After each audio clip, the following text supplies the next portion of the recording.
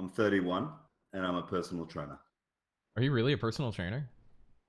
Yeah, yeah. That's I laugh. I didn't know that. I laugh because like you've always had this picture of you, and you've thrown around a couple pictures. You're a big dude, right? How tall are you again? Yeah, yeah, not in height. Definitely not tall in height. I'm But like 5'9.5". Let's throw the half in there. But okay, we'll give you the half. I'm like I'm like 260, I think, at the moment. 260. 260 for Jesus Christ. Okay. And obviously you live in Australia, right? Yeah, I live in Sydney. Cool. Um, what got you into gaming? Let's talk about video games. Let's just dig into it. What was like your first game? Was it a console? Was it Man, PC? What was it? it was a console. I'm pretty sure my dad had like a Sega Mega Drive or something. I can't even remember. Like something, I can't remember what it was. Something like that. And then I guess he was a gamer and just grew up with games all through my life, dude. Nintendo 64.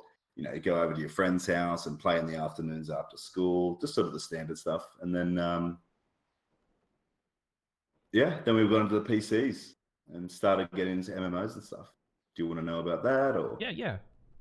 I want to know. I want to kind of Um, know how you got from what MMOs like got you into MMOs, and then kind of the arc of the ones you took seriously, and then how we got to BDO, right? yeah, right. My first MMO was EverQuest 1, and I didn't know Everybody's. what an MMO was. Yeah. Pardon?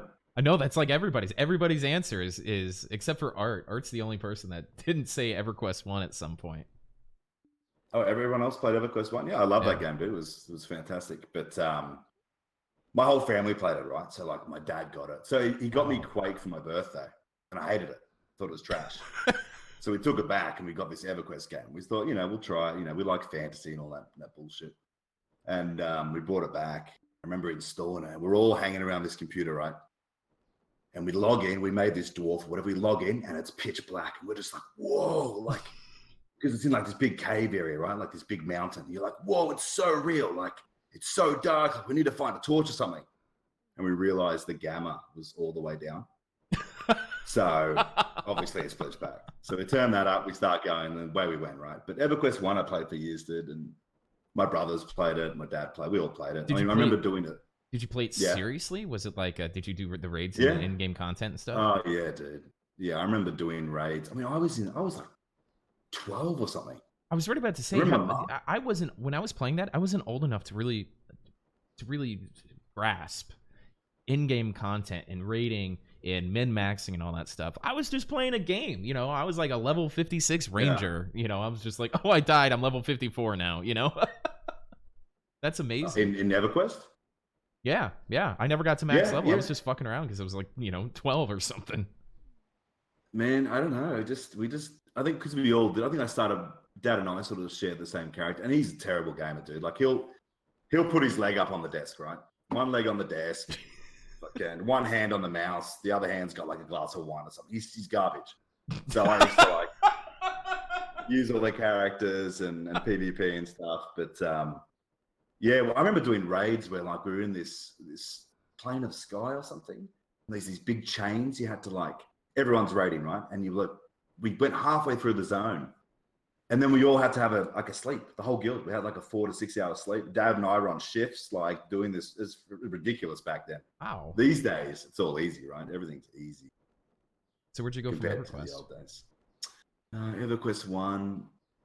I actually went to EverQuest 2. I played Oh no, that was terrible. No, dude. What? So I played all the other MMOs, right? Except for that's a lie. That's a complete lie. I didn't play Guild Wars and I didn't play Arcade, and I wish I'd given them a go. But I think they were sort of around the time of EverQuest and EverQuest 2. But yeah, EQ2 I had a ball, man. I had very interesting experiences with that game, and the PvP I found to be fucking awesome. You know what the problem was for me on that game was Star Wars Galaxies came out at the same time. And I think Star Wars, remember there was a fight between what was going to get out first, and Star Wars Galaxies beat it by like 2 weeks. Well, no, it was EverQuest. It was EverQuest that beat it by 2 weeks. They came out first. It was this huge race. But I played it and I was like, yeah, I'm going to play Star Wars Galaxies. that's fair enough. I swear, was there 2 Star Wars MMOs or was just the one? They came out with a lot of games, but the Star Wars Galaxies, I think, was, Chad will blow me up if I'm wrong, but that was with rose-colored glasses. I don't want to turn this into another Star Wars Galaxies stream or podcast, but that was the only one I think they did, to my knowledge. Okay, I think I gave it a go for a bit. I played some sort of trooper, I can't remember, and I just sort of got bored of it really quickly, and that was a problem I found after EQ1 and EQ2, or during those. There was not many MMOs that could keep my attention. Like I got really bored of them, and I got a cool story about EverQuest too. Yeah, please. Yeah. Okay, so I used to play on the European server, and I played for years. You speak to people every day, you get to know them. You know all this stuff, and this lady from England that used to be in the guild, right? She had all these problems with her husband, and she had like 3 kids like my age, right? Or my age and a little bit younger. And something happened where like they were basically losing their house, and she was in trouble, and the husband was a complete asshole, right? And he had got her to sign these divorce papers, and it was all done, and she won £8.3 million. Whoa. Yeah, it's like 20 million Australian at the time, right? So she won this money, and she flew like half the guild over to Europe. So I flew over to Europe, met a bunch of people, blah, blah, blah. Very nerdy shit, right? Love it. But I've got some, complete real life friends now from it. So very interesting experience. Okay, so you definitely loved EverQuest too. Did you play it for a couple of years then? Yeah. I mean, there was some content that came out for it. So you put down EverQuest 2. Where do you go from there? Yeah. EQ2, I sort of started, man. All right, okay, but you're gonna like. Okay, so my mum's a gamer too. I want to throw that out there now. My mum used to be sort of some sort of programmer or something. I can't remember. And you just got a whole nerd ass family. I never would have guessed. Dude, I never would have guessed. It's so funny. So she's got an addictive personality, and I thought to myself, she always complained, yelling at my dad. Why are you making them play the game? Or why are you letting them play this game? They need to study. They need to do this. Blah blah blah. And it's like, okay, fair enough. So she started complaining one day. I was working or whatever. I was just out of school and that. And she, I said, listen, just calm down. I'll make you a character. Take a seat. Just, she hadn't started gaming yet, by the way. I said, take a seat. Just give it a go. So I went out. It was like Friday night. It was like we went out to the pub or whatever. I come back 6 hours later, 7 hours later. She's still going. And I just went, uh-oh. Wow. She still plays EQ2. Wow. And I think she's the GM of some top rating guild, dude. I don't know. I just found out that EQ2 servers are still up. Yeah. I was actually wondering that the other day. It must have been last week. Somebody else brought up EverQuest. Every time somebody brings up EverQuest, I kind of think about EverQuest too, and I'm like, did that game survive? I never cared. Dude, the PvP was great. You used to be able to, like, if you had a good tank, you could actually taunt other players. That's why it was really interesting. So if you had a good group, like we had a really, really strong group on that server. I think we were one of the top groups. And I remember taking on like a whole raid with, a whole 24 people or more with like 6 people or 5 people, whatever it was. And because we had a good tank, we had a good healers and all the rest of it. And that sounds on brand for you. Yeah, it's still going. But my mum, man, she still fucking plays. I'm trying to get her. I've been trying to get her to BDO, right? Because really, she's actually a really good gamer, dude. She would out fucking class most of these kids. I'll tell you right now, it's ridiculous. I've tried. I've brought her into comms before in Discord, right? No, and she just ripped on people. And these guys are going, "Who the fuck is this lady, dude?" So I was gonna ask if Pops got you into lifting, but now I'm pretty sure I want to ask if you were lifting with Mom. Did you and Mom lift too? Like, no, it was just no. I mean, I can tell you that, but it's up to you. It's more personal. I don't mind sharing, but I will. Oh, that's 100% up to you, man. I just thought it'd be an interesting little side note. We can move on. So let's clear the sort of let's clear the air with the whole meathead thing, blah blah. So I started lifting to de-stress, right? Sure, most people do. Basically, when I was playing EverQuest 2, and this is probably a reason I did quit it. My middle brother passed away. Oh, I'm sorry. Okay. Yeah. So basically, family went through all these hard times and all the rest of it. But I started lifting, and that's why I started lifting. It was to de-stress. It was to just let out all my anger and whatever else, in the gym. So that's exactly why I started training. I don't go out. I don't do it to go and, look at I don't have abs anymore anyway. They're all old pictures, right? But I don't do it to go look I don't fucking look sexy or anything anyway. I'm some big fucking, I'm not one of these lean little fitness models, right? I'm bigger than those people. But everybody wants to know what you can bench though. What's your power rep on the bench? The max I've done is 200 kilos, which is 440 for 2 reps. Wow. But that's no more than that. My shoulder's a bit wonky. Yeah, that happens after a while. How long have you been lifting hard? Hard for about, honestly, 8 or 9 years, but I have slipped a few times, obviously. We all do. Yeah, everyone does. I mean, it's normal. But yeah. Okay, so EverQuest 2, lifting, all that stuff. Let's move into the next MMO. Are we getting close? So you did a lot of PvP in EverQuest 2, right? So you're already into the PvP thing. So what's the next iteration? I cannot PvE. I hate it. I freaking hate it. Like, okay, I'll do the grinding a little bit and, for what I need to do. But questing and all this bullshit, I used to like it when I was younger. Why would I go and quest when I can kill some kid and he's going to throw salt at me, or I'm going to throw salt at him? You want reactions now. Everyone wants that reaction. Yeah. And I think that's why we all love MMOs, because you're interacting all the time. You're getting different responses. Right. You don't want to read a guide and kill somebody. You want to read a person, how they're playing their character, understand the mechanics that they can throw at you, throw them down, and say, "LOL, get good." I get that. Yeah. Exactly. Well, from EQ2, I guess I started dropping off. So we did the EQ2 thing. I'm pretty sure Mum became the GM of the guild.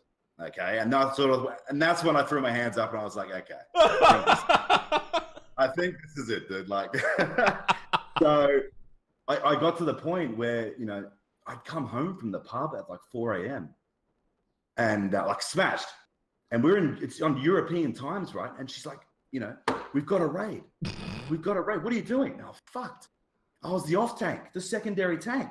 So I'd come home smashed, get on my computer, and then she'd come and wake me up. What are you doing? I passed out on my keyboard.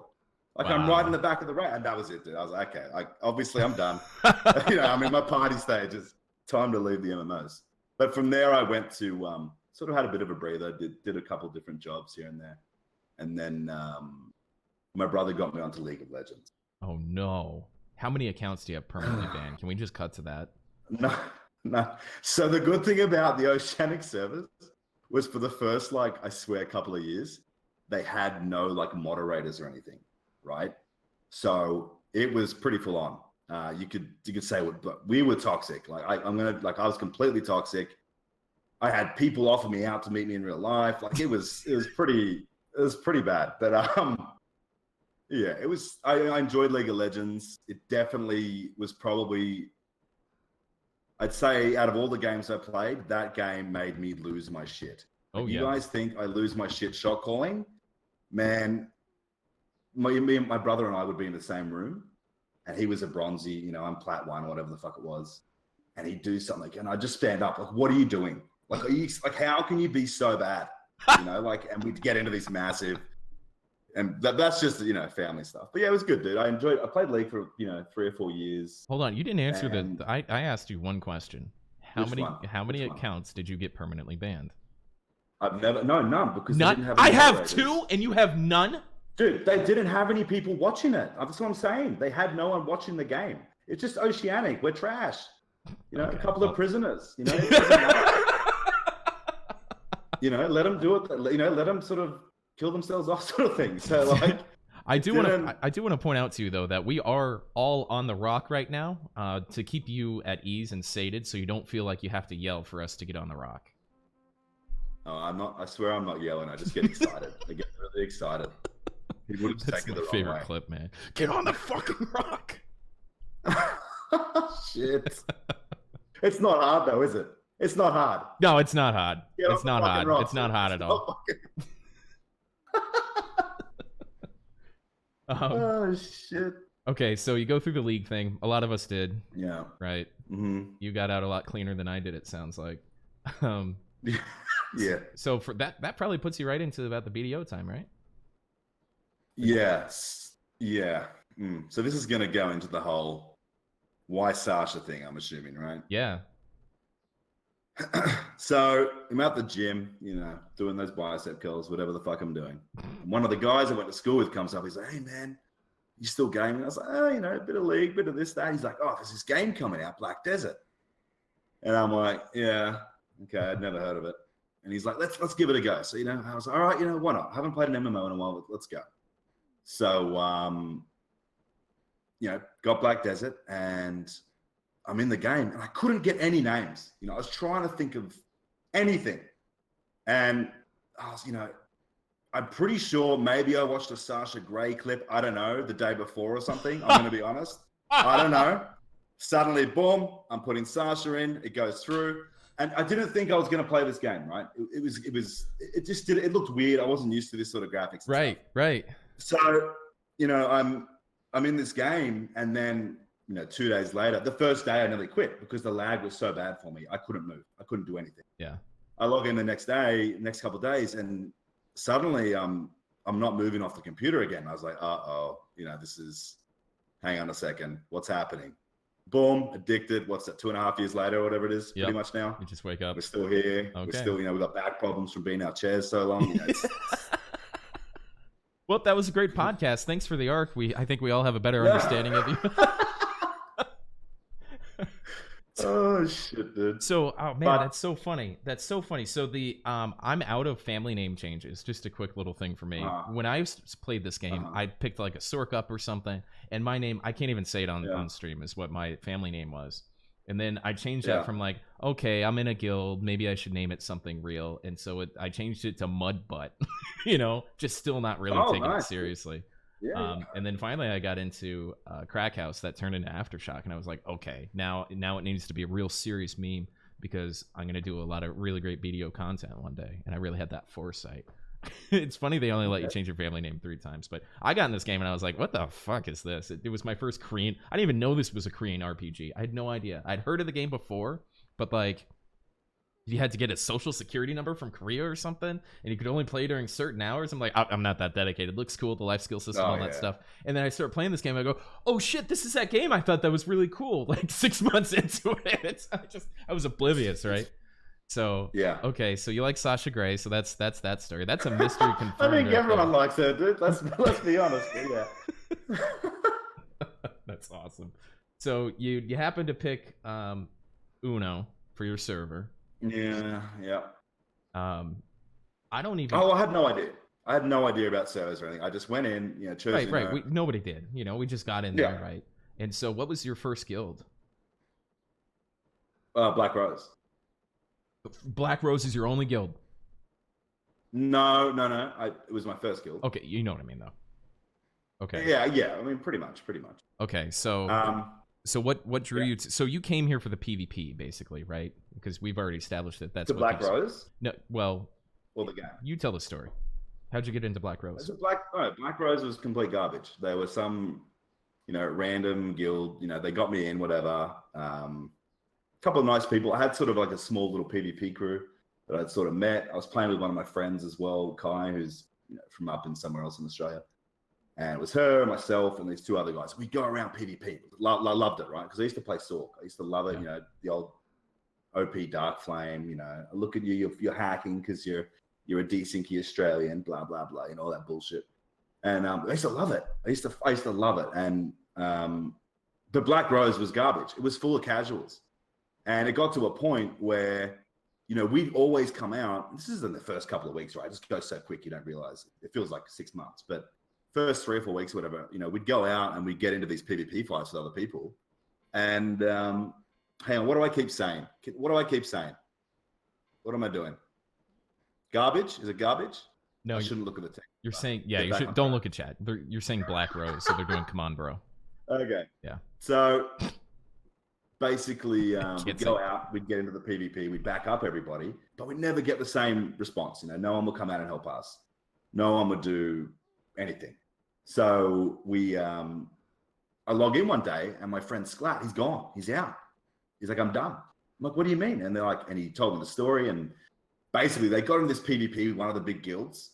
And one of the officers came into comms and was like, you keep getting us in PvP. This is terrible. You guys are just horrible. And boom, we're out. We're all out. So all four of us left. Wait, like, was that just your American accent impression? Was it American? I don't know what that was. I think that was. I think I've been waiting for that. Was it Canadian? Could have been Canadian. Could have been Canadian. I'm glad I'm recording this because I need to go back and hear that again. You're going to have to go back, yeah. So we joined a guild called Spiritus. Spiritus? And I think they were like the secondary guild to I can't even remember, dude. It's so long ago. They were one of the bigger guilds, right? Okay. We had a bunch of fun for the first week, PvP, and we fought BlackRose and all these other guilds. And but they were just so toxic, dude. I remember being in what was that place with the Shadow Knights and stuff? What was that place everybody used to grind? Calpheon Shrine. Is it Calpheon Shrine? Yeah, okay. So we're in there. I remember being there, and these two officers like kicked out a group of 5 of the same guild. They kicked them out from the rotation up the top and made them go down to some shitty little rotation so they could have it, right? They came and kicked their own guild out. And we were just sort of sitting there, we're like, this is kind of, this is trash. This is kind of too toxic. So, we got in contact with the BlackRose guys, Niv Hawk, who was one of the officers at the time. I think she was about to take GM then. I can't remember. And we said, we'll come back, but things need to change. We want to be part of leadership. We want to help. What do you want to do? And she said, PvP, and we want to do this and that. Okay. I said, okay. We said, no worries. We'll come in. We'll help. We'll set you guys on the right path. And that's when we started, I think we got a little small merge. And things started happening. Basically, we went more towards PvP, right? We made a secondary guild for the casuals because you can't have, I see it already. I see it today. I see like the T2 guilds or T1 guilds, whatever it is. And they have, all these PvPs, and then they have all these people that want a life skill and fucking, I want to do this. Like, just crap. They're not going to, and it just creates this big rift, right? Yeah. So little Bobby's out here PvPing. He needs help. No one's on except the life skillers, but they're like, sorry, bro, I'm farming. What? Oh, Bobby. Do you know what I mean? Yeah, of course, yeah. Come on. So of course you do. So it creates this huge. Wait, what the fuck does that mean? Of course I do. You think my guild is filled with life skillers? You really want this podcast to go this way? I'm kidding. I'm totally kidding. Listen, I'm fucking with you, man. Hey. No, So, I think we've all dealt with that, right? You're trying to build up numbers, but some people just don't take it seriously. And everybody interviews perfectly, right? Oh man, I fucking love PvP, but I spend all day long looking at my farms grow. Yeah, it's true though, dude. Like you get justice for Bobby. Rifts. Let's get justice for Bobby going in chat. Yes. All right, I'm sorry to interrupt. So you're right. So I see that a lot still, where people. Oh, we don't want to get rid of them because we're good friends with them. Yeah, but he doesn't come online, dude. He farms and AFK life skills. He might show up to a node war. Oh, our node wars and our region wars aren't mandatory. You should have mandatory node war days, or to a degree. Obviously, everyone's got real life, and sure. We just have an attendance channel where people go, "Hey, I'm doing this with my family. I'm doing this. We won't be here." Blah blah blah. But you do need to separate it and start putting your foot down, or you won't go anywhere. You just won't go anywhere. And that's when you see people, guilds breaking apart, the PvPers leave or whatever. And I see way too much of it still. I think a lot of the guilds, I'm going off track, but I think a lot of the guilds need to put their foot down and start actually making some changes and getting back into PvP. Yeah, well, we can talk about that for a second. We're ahead of schedule here. We got a couple hours. Mm-hmm. That's that's an interesting point because it's this careful balance, right? Where everybody has their real life. But we're really getting ahead of ourselves because the changes that came through this week is really going to change that. And I'm really interested to see how many node wars, the top 5 guilds are planning on doing, and sub guilds and all that kind of stuff. And so it would be great. And my guild has been doing that recently. It's like, okay, look, here is the baseline. You can't do this. Just please leave. Please leave. We have another guild where we can all play nice together. But we should have done it a while ago, but we've been skirting that line with community versus PvP. And you're absolutely right. The time has come. The gear is bigger, and you need to grind. You need to have your life skills in order, your AFK life skills and all that stuff. And you just have to get out there in PvP and stop worrying about chopping wood in Trent. So I agree with that. Yeah. Yeah. It's a huge. I think that's one of the biggest things at the moment. People just need to make the cut and then get it done, dude. And we'll get a lot more activity in the PvP scene or the node scene. By the way, I don't know anything about the new rules, to be honest. I had a look. I'll find out in a couple of days. Hopefully, one of the officers breaks it down to me. Okay, we'll dig into it a little later. Okay, so you're bringing PvP to BlackRose, basically, is where you left off. Yeah. So we brought PvP to BlackRose. We've never been the strongest guild, right? We've always just given it a go, given it a crack, whatever you want to say. So, but we started doing GVGs and we started doing all this sorts of stuff. We started getting more active, and people were required to rock up to.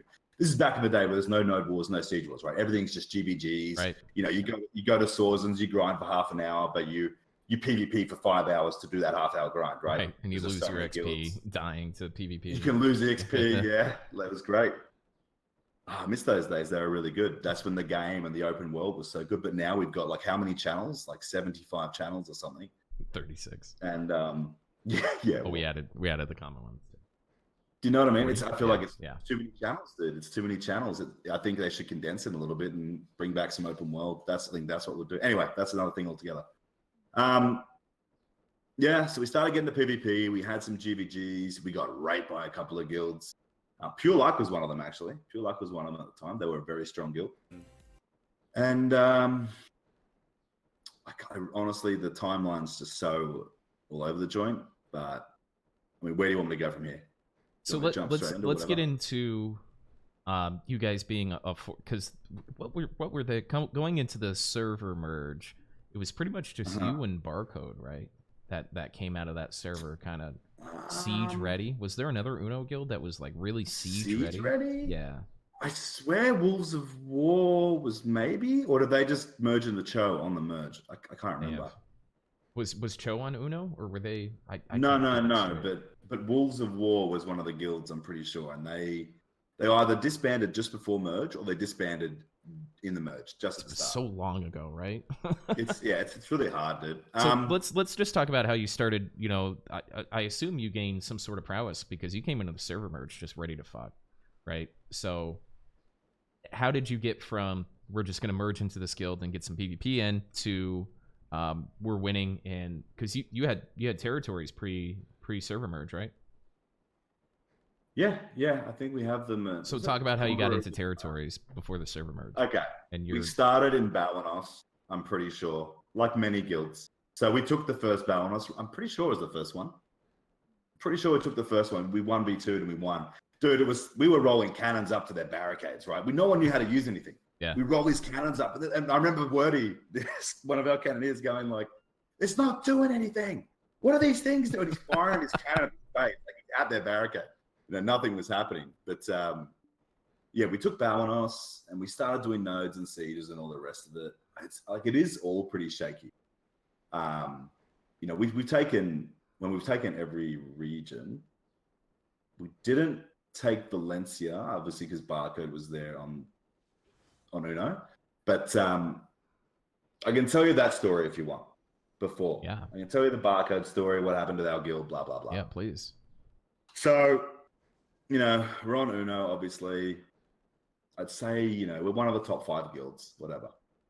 You had Barcode, you had a couple of other guilds, I think Pure Luck and Apotheoses merged. You had Warrior Poets at one stage and all the rest of it. Anyway, what was happening was Warrior Poets had 3 guilds. They would bring 100 people out of some shit to GVG, just ridiculous numbers from all 3 guilds. They had their main guild, their their secondary guild, then they're their casual guild. Right. And they were roaming the server, taking over, and they were taking over all the bosses. We were getting, farmed at bosses, but so was Barcode. They're getting pushed off. So Orca came to me and he's like, hey, we need to fight these Warrior Poets. And they were very small then, right? They were a small guild, but they had a lot of strong people. And we were like, let's do it. Let's fight them. Let's push them off. And we started pushing them off bosses and all the rest of it. And, it was really fun PvP, and we were actually pushing them back. And what happened over time was more stronger and stronger players would just join Barcode. They started getting stronger. They started getting stronger. This is my point of view, by the way. Okay. This is from what I remember. So then what happened was, we'd get some of our members come and say, hey, Barcode's kicking me out of my rotation. We're supposed to be allies, right? we're like, okay, no worries, we'll speak to the officers, whatever. And it happened to like 2 or 3 times, and we were like, that's already enough, right? We're like, okay, look, our guys aren't going to stand there, think that they're friends with you, basically. Your guys come in, just push them out. So I said, or we said in the conversation, we said, listen, we want 1 or 2 of the channels.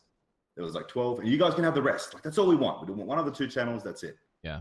And they came back 10 minutes later and said, no, 12. We're not restricting our guys to 10 channels. We want all 12.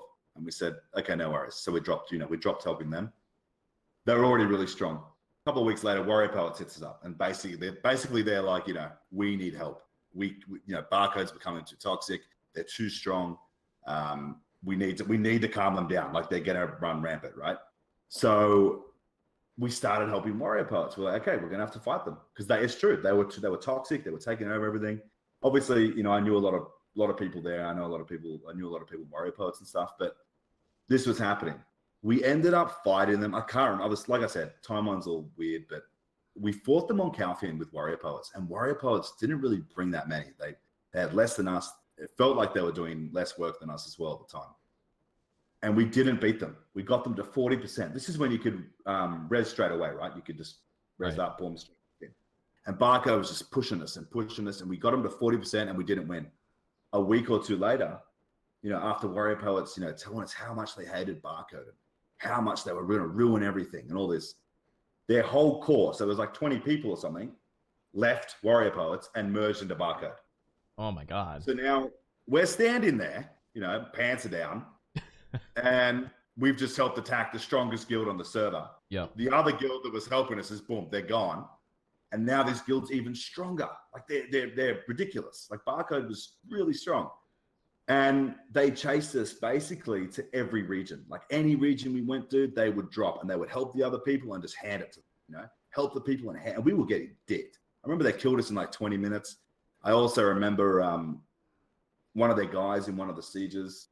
This is the 20-minute war. It was in like Valencia or something. They dropped there with Apotheses, which was this other ally they had they were basically helping hold Media, or no one wanted to touch them, and they helped them kill us in 20 minutes. And one of their guys came into TeamSpeak, spammed everybody, and DDoSed our TeamSpeak. And it was like, what the hell? Like, we're already getting raped. You know what I mean? We're already getting dominated. It's a 20-minute war. We're done. And you're going to do something like, it was like, and that's where a lot of the salt and stuff came with Barcode. But basically the rest of the server, they were sitting in these little rotation guild, 3 or 4 guilds on a region and blah, blah, blah. And these guilds, Barcode got greedy, right? So Barcode started, okay, we're smashing BlackRose. We've done this. We've handed these guilds this. Then they took Balanos or Serendia, one of the 2. They ended up taking both. And, those guilds started hitting us up. BlackRose, what do we do? Blah, blah, blah. Again, my point of view. So, and it's like, hang on, you guys were watching us get absolutely smashed. None of you wanted to help us. I think we had 1 guild help us. We did have 1 guild. It was Ex Mortis. Do you remember Saran Wrap ended up merging into Barcode? No. At some stage? What was their name? I can't remember the name. Whatever. Anyway. Was this I was Orwin, so. This is on Uno. This is all Uno, right? Yeah, I was on Orwin, so I have no idea. Okay. So they helped us. They helped us, try to do some regions. And I think Barcode, like I said, they sort of took the other 2 regions, and we were able to place in, I guess, Calfia. I can't remember. But these guilds came to us and were like, we need to push them back. And it's like, wow, it's so funny. Now you guys are getting hit. Let's now you need help. But let's watch BlackRose, almost get killed. And they tried to kill us off the server, right? They tried to get rid of our guild. And we pushed them back. So basically we had 2 guilds drop in Valencia, 2 small guilds, like T2 guilds. They dropped in Valencia, and we attacked them in Serendia. So they left a small force in Valencia, smashed these 2 guilds, and they left a force in Serendia, and they held off us. Was Fortune at the time. Fortune were decent back then. And no offense to Fortune now. Actually, no offense. Take it, whatever. It was us, Fortune, and Hybrid. Some guild had just merged, and they're pretty strong. And we killed Barcode. We pushed them off Serendia. It was like an hour-and-a-half fight. Man, they were so strong. They were just so geared, so strong. We pushed them back to Valencia. The following week, Wolves of War steps up. we want to push back Barcode. And you're like, oh, here we go. Wow. You know what I mean? Big boys stepping up. But it's like, come on, guys. We've been fighting them for like 8 weeks. Don't try and act like, do you know what I mean? Right. So they got together these, I think it was 5 or 6 other guilds, and they dropped in Valencia on Barcode. And then these are really strong guilds. These are the other siege guilds, right? We pushed, a couple of guilds pushed Barcode off Balnos. They couldn't go there, right? They were too busy in Valencia. We pushed them all the way back to Valencia, and Barcode killed every single guild. Every single guild in Valencia, dude. And these are full siege guilds, killed them all. Just killed them all. Took them pretty much the whole time of the siege, but they killed every single one. And then from there on in, they basically said, okay, I think Orca realized, hang on. I'd say unlike Man Up, they realized, okay, let's step back. Let's not aggravate the whole server. And they pulled back, and he sort of just stayed in Valencia. So from there, this is going to be over soon. I do apologize. From there, we basically said, this is fucking awesome. Let's go kick those pricks out of Calfian. We called them the Boltons, right? That's what we called them. If anyone's seen Game of Thrones. So we kicked the Boltons out of Calfian. We took them out in like 20 or 30 minutes. Done. All the guilds there. Done. Took Calfian, whatever. And then Wolves of War and a couple of guilds went to Media. And they were holding Media. And then Orca messaged me. He said, hey, why are you guys like threatening us? And I said, what do you mean? And he goes, well, the Wolves of War GM is messaging me and he's saying that you guys are going to drop on us if we step foot out of Valencia. And I said, what?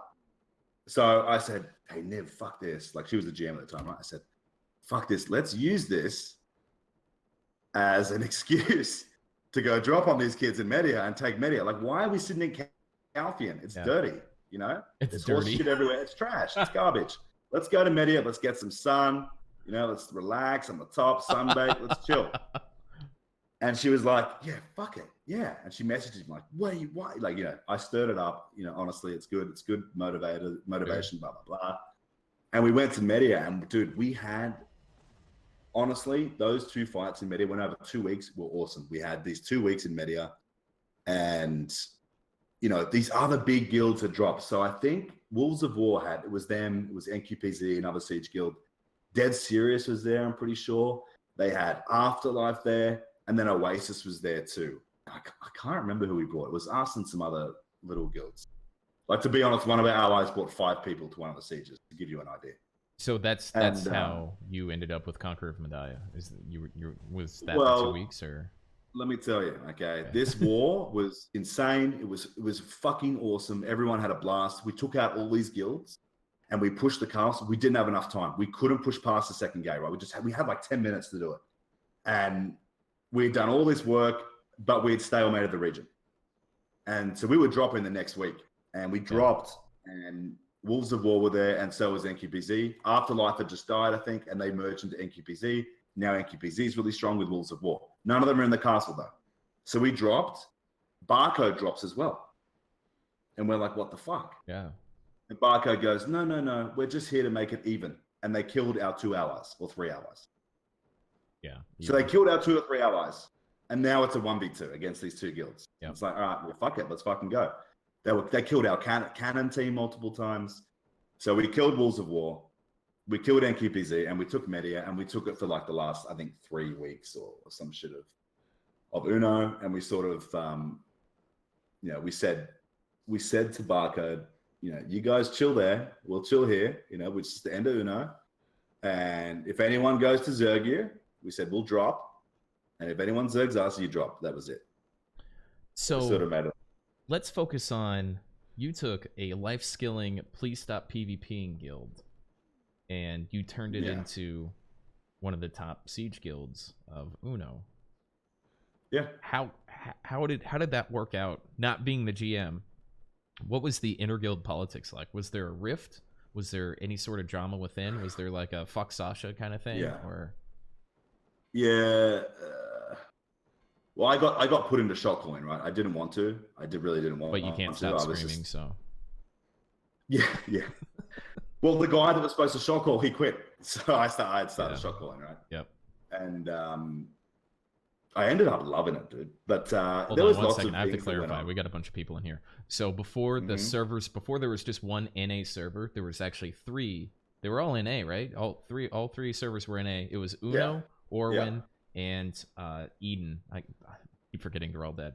No, and it was so long ago, and so each guild kind of came from different servers that have, are most of the major Siege guilds today came from those previous. So BlackRose came from Uno, Aftershock came from Orwin, Vertex came from Orwin. So everybody has kind of a server origin. And so this is the first time we've, on the Thursday podcast, we've talked to somebody from Uno. So we're getting kind of the arc on what happened on that server and how BlackRose kind of rose to be who they are today right at the server merge, because they came in swinging. They came in fucking swinging at these server merges, and it was great. So we came in swinging and we got dumpstered, but it still came in swinging. Yeah, he still came in swinging. So how was the inter-guild politics? Because I feel like you and I kind of have a little parallel here, where it's like I kind of brought the PvP to Aftershock. You're bringing the PvP to BlackRose. There was a lot of Care Bears and probably OG members from other games and stuff like that, if I can make that assumption.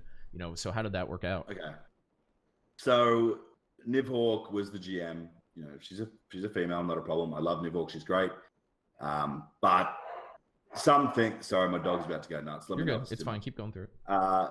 Some things I feel like they're a little bit soft on. In terms of, like I said, listen, if our guys want a rotation, they take it. Yeah. Do you know what I mean? Why are we going to let this guild sit in this rotation? If we can take, okay, no worries, man. Okay, you have it. I'll be back in 3 hours. Thank you. Like, no, take the rotation and chill. And if you can't, I mean, fair enough, you tried, right? So just little things like that. And to be honest, when we had that merge in the guild in Uno, there's this other guild that came in. It was a co-GM ship, and I saw Tubi put it up there. It was co-GM ship. I completely forgot. And the other female GM, she was. You had 2 female GMs. Yeah, let me tell you how Care Bear this one was. So, for example, one of our rangers, because I would have left the guild if I was this guy. One of our rangers had killed someone at Ogres, and this guy messaged her and was like, "Hey, your guy killed me. It took my ogre rotation." She brought this guy into TeamSpeak and made him apologize to him. Dude, I would be out of his guild. I would be done. So when Nivhawk came back, I was like, dude, we've got to fucking. She's like, and Niv goes, she's got to go. Sorry, dude. And I was like, yeah, I think she's got to go. And we sort of demoted her a little bit. Wow. Yeah. But it was pretty bad. Why would you wouldn't do that to anyone, dude? Are you serious? I'm not apologizing to someone for taking their rotation. Are you kidding me? Right. Like and in person, in voice? What? Like, fuck yourself, dude. What? That's an interesting, the co-GM thing, if you're splitting leadership, gender aside, it doesn't even matter what the genders are. If it was 2 dudes, right, it'd be an alpha male thing. 2 women, you probably have a little bit of fighting going on, and then you got a male and a female, and they're probably trying to fuck each other, right? So it's like there's just no good way to split. They're all sending nudes and stuff to each other. There's no good way to split leadership like that, and it doesn't even matter. It transcends gender at some point, because there's a clash at each level. So that's funny.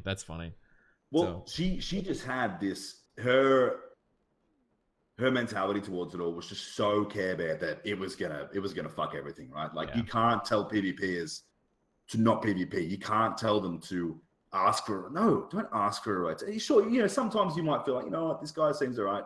Hey man, when will you be done? Yep. Don't get what? You're gonna bring the other guy in and make our guy apologize? What? Like, you are kidding, dude. Yeah, what the anyway? So apologize there right was now. the in-guild politics and stuff, and it was definitely.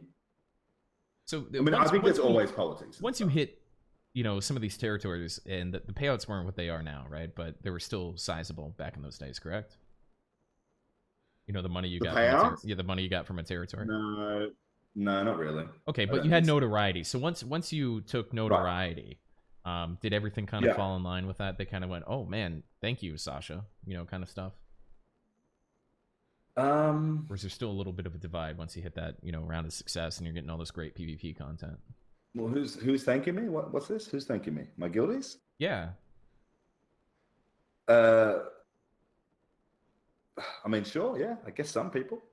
Do you mean as a shot caller? Do Yeah, you mean no. as just So like I'm help you just lead? trying to, you brought us to this point. This is amazing. Did you ever get that kind of recognition within that? I'm just curious, personally. Well, I did. I'll say I didn't do it by myself, right? There's obviously a lot of people involved, and Okay. there's lots of meetings, and I mean, it's there's we have hours of meetings. I bring my leadership now in on everything, right? I go, Sure. shit, should I shave? Leadership meeting, boom, everyone comes in, guys. Look at this. Do I need to shave? You know what I mean? So like, yeah. So, but what I'm saying is, it's just so much. I think obviously it's not just me. It's many other people that have helped the guild over the period of time. Let's move into the server merge then. So how before we do that, okay. Before we do that, Yep. We did beat Barcode 1-on-1 before the server merge. Just throwing it out there. I'm going to throw that out there, and they were so salty. Okay, sorry, go on. So the GM change happened right around the time of the server merge, or a little bit after? Yeah. So, we had a GVG with FML. I'm pretty sure in the server merge, and it didn't go too well. I was sort of sitting back, like, why are we doing this? But yeah, it happened, and whatever. We learned a lot from it. And then I think we were doing a node war. Vertex was there hitting us with some other guild. This is obviously when they weren't 100 man, right? They were whatever. They were hitting us with another guild. I think we were struggling in terms of members. Can't fully remember, but basically, my defense lead and the GM, they were like done, man. They were so over the game. They were over all the toxicity, and she ended up she was doing like some she was at college or university, whatever the hell it is over there, and she's become a scientist, right? And obviously there's a lot of study behind it and a lot of work, and she struggled to keep doing the GM stuff, as this game is very taxing on GMs. And is it? Exactly. Right. And she was like, I'm going to hand it over to this guy. And I said, you can't. I just remember this guy saying, fuck it. If this, if the guild falls through, I'll just go play this FPS. And he had this, and he was one of my, my best mates. I still speak to him now. Great guy. Obviously, he's from America, but he just didn't have the vision. But he didn't want it. He was so stressed with the game, and he was so toxic towards it too. I messaged her. I said, you can't give it to him, because she'd already offered me the GM like 4 or 5 months before with Word, another guy, and because we were always doing a lot of the leadership stuff. And I actually miss Word. He's great if he's if he's watching. Hi Word, but he's not, I'm sure. But she offered the GM-ship, and I was like, Word, I don't want it. He's like, I don't want it. He sounds like Samuel L. Jackson, by the way. He was hilarious. And we're actually convinced it might be Samuel L. Jackson. We're still, we're not sure. Anyway. Really? That close? It was really that close? He's hilarious. He was great. Anyway, we didn't want it, but it came to the point where she was going to hand it over and the guild was going to completely die. So I was like, you know what? Okay, fuck it. I'll do it. Just give me GM. That's it. Let's do it. Let's hand it over. And that was that. So now I'm GM. Okay, so obviously that seemed like it was pretty easy. There wasn't, if it was offered to you a couple months beforehand, there was no real drama behind that. You didn't lose any members or anything when you took over? Yeah. You? We're pretty sure we lost a couple to Barcode, Chuby. He's back in the guild now, by the way. Shout out to Chuby. And I don't know who else. I don't know who else. Honestly, I can't. It's so it's so long ago. It's hard to keep track. It's fine.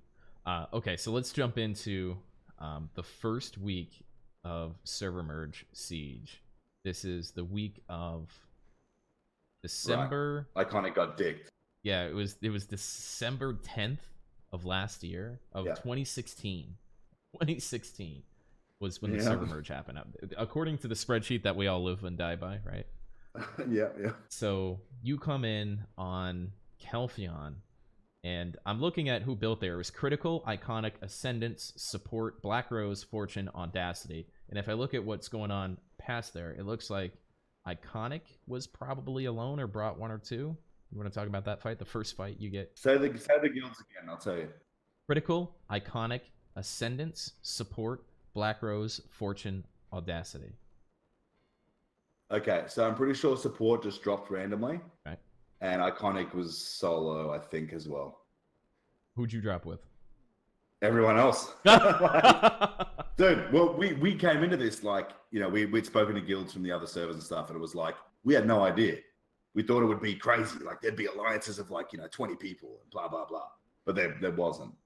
And pretty much that week, I remember Iconic was like organizing all these guilds to place on nodes. Iconic came in hot, dude. They the first day I remember fucking deck us, Barcode, Man Up, and all you gravity pussies, whatever. And just like spell it ICONIC.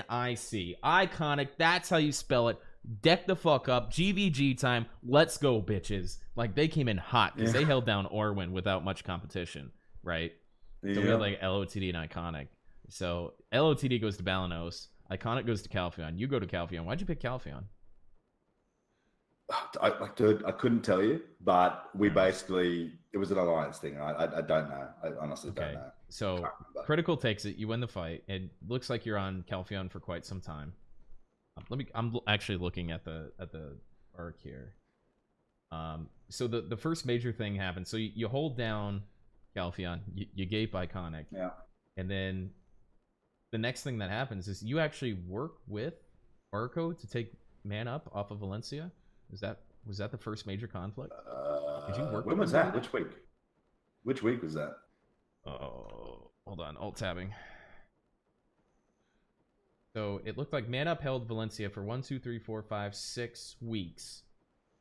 Yeah. And then it was January 2017, about the 15th to the 21st. That was the week. And it's Barcode, BlackRose, Ascendance, Equilibrium, Insomnia, NPQZ, Man Up, Grievance, Resolute. Right. Okay. So let's go back. First of all, Iconic got dumpstered that week, right? I'm pretty sure Man Up, listen to this. Let's, you know, you guys all place on this node so we can all, you know, siege war this weekend. And Man Up dropped on them, and I'm pretty sure they gaped them, right? They weren't expecting it, which I thought was really cool. I thought that was fucking great, right? It's like, no, fuck you. I'm not fucking listening to you. Anyway, that happened. Then a couple other guilds fought them and blah, blah, blah. And then that weekend, obviously, they came up against our alliance. They were really fucking strong, dude. But, you know, they lost again. They didn't live for much longer after that, did they? But they were dead within 5 weeks of the merge. Yeah, exactly. So this alliance thing, I'm pretty sure, can you check? I'm pretty sure we went last in the rotation. I could be wrong. I got it pulled up. But no. You were second. You were second. It was Barcode, BlackRose, Insomnia, Barcode. Wait, for Calpheon? No. Oh, I'm sorry, for Calpheon. It was Critical, Audacity, BlackRose, Critical, Audacity. Okay. So basically what we did was we said, literally within the first week, I was like, Niv, or whatever. I was like, Niv, we can't. This is ridiculous. This is going to be so boring. I said, let's do our week. We hand it off and we're gone. And she was like, yeah, I agree. This is going to be garbage. And we left. And then we went to Valencia, Orca hit us up and whatever. And I've told you before, like, I can hold grudges, but I can easily drop them. It can be. You made that clear over the years with me. Yeah. I mean, I don't deny it, right? No. So, but I think it's great content. You've got to have, I think it's good you've got to have rivalries and you've got to have that sort of stuff. Otherwise, I end up saying this every single podcast. Having too many friends, you have enemies as content. If everybody's your friend, you have no content. There's nobody to fight. You can't, and people come into the politics scene, right? So you're trying to feel it out. But eventually you're going to ruffle feathers, and you shouldn't be afraid to do that. Pick your enemies, because the enemy of your enemy is your friend, right? So you start building these alliances, and they fall apart. And as long as you don't go too hard on somebody, and you start throwing out racial slurs and things that you can't really take back, right? Doxing people, etc. That never happened between us. It was just like, oh, you shithead, you brought Hexes to fucking zerg me down, Yeah, that's 100% it. Yeah, but that's true. Like, it's good to keep it within the game. Yeah. All this doxing bullshit and trying to dig into someone's personal life like that, I think is completely fucked. And I'm not going to tell you. I'm going to leave it there. But it's fucked, right? So anyway, Barcode hit us up. Man Up's been calling them out. Blah blah blah. Bring everything you've got. So they brought everything they've got, I guess, and kicked them out. and I can't remember after that, to be honest. What's the strongest? Is Man Up the strongest guild at that fight? Because Gravity's if they still have the separate at this Gravity point, right? merge, No, then yes. yeah, this was before the Gravity merge. Because I Gravity think was they on were- Medaya. Right. Okay, they're obviously one of the top. I think they were top probably 3, Okay. top 2. I don't know, dude. But once Gravity went in, it was sort of game over. Right. Yeah, I can't remember. But that's Orca hit so us you up. had And I was this like, yeah, you had let's this do it. rivalry between Barcode, and then Orca just reaches out to you and he just goes, "Hey, let's do it." And you're like, "Yeah, all right, give it a go," as you say. Let's get it straight. Let's get it straight though. Orca's Barcode, not this reincarnation. They've got now. We'll get into that, Salt. Yeah. Sorry. Yeah. Okay, so Barcode goes Valencia, and man, you just sit on Calpheon after Valencia and that whole thing happens. Barcode sits there. Yeah. Man Up goes back. Man Up goes back with serious Zerg, a serious Zerg. Yeah. One of the biggest drops of that year, to be honest. And then Man Up starts their huge thing there. And so let me go back to my notes here. This takes a lot of research, guys. This isn't easy doing these podcasts. So Barcode's doing well during this server merge. Let's take a minute. So we're going through this. So okay, we talked about how you deal with politics, right? You're pretty much willing to let's dig in. Let me ask you that directly. What's your philosophy on politics with this game in general? We've touched on it, but what is it? How do you deal with the day-to-day, the week-to-week, if you will, of politics in this game? Because you're kind of in a weird spot right now, and we'll dig into that more later. But just your general philosophy. Honestly, fuck. One of my members will have to message me on Discord and tell me how they think I handle it, because I don't fucking know, dude. Do you run it emotionally? You'd say you just kind of I instinctually, maybe might be a better word. It's instinctually. Yeah, I will say instinctually, but like I said, I do take things and use it as fuel, even if it's like, "Fuck you, Sasha." I'm like, that motherfucker. Like, let's go for that fucking guild, and everyone's like, "Yeah, Sasha, let's get that guild." That's cute. They call you Sash. That's nice. Okay. Yeah. So we just don't usually give a fuck, right? So this is a question I really wanted to ask you. Man Up in Valencia, Snake and Medaya. If I could be bold enough, Aftershock and Balanos, right? Would you say Calpheon is BlackRose's home? And what draws you to fighting in Calpheon so much? Honestly, it's probably because Man Up and Snake are in Valencia and Media, dude. Like, yeah. Who wants to go over there unless you've got a bunch of those guys are so strong. Or Man Up was so strong. Those guilds, like, you can't 1v1 them. What are you going to do? Get an alliance every week and hit them? They come back, they take it. It's just going to be repeating the same shit. So I feel like Calpheon was one of the only regions that had was the only region that had a castle without those two that you could, I guess, go to and get really good fights. I'm not. Why would I drop on Man Up and just get dumpstered for 20 weeks straight? That makes no sense. They would have dumpstered us back then if we dropped a normal fort, and they had a fort, but they've got a freaking castle. You know what I mean? Like, why would you do that? There's no point to it. Go as Balanos, Serendia, or Calpheon. So, and obviously, you want a castle over Balanos or Serendia, usually. Yeah.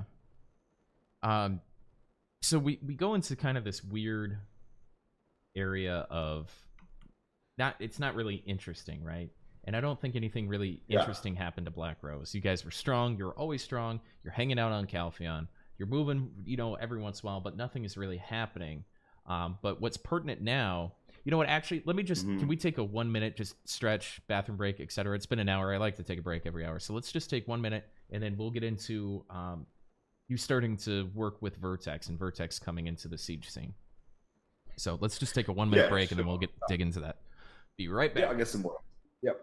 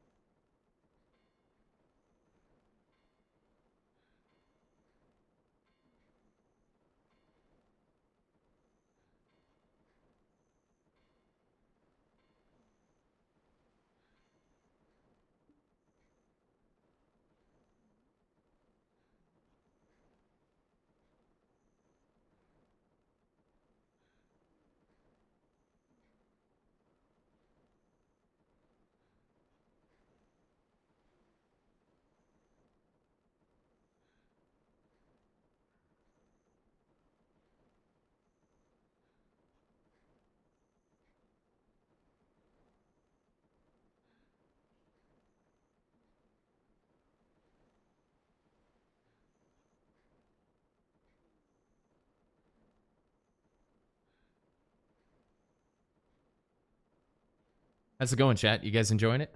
I think he has these stories he's telling me. Man, I have no idea. I never would have guessed that Sasha played hardcore EverQuest 2 with his mom. that never would have occurred to me. I did wash my hands and I use hand sanitizer. I stretched.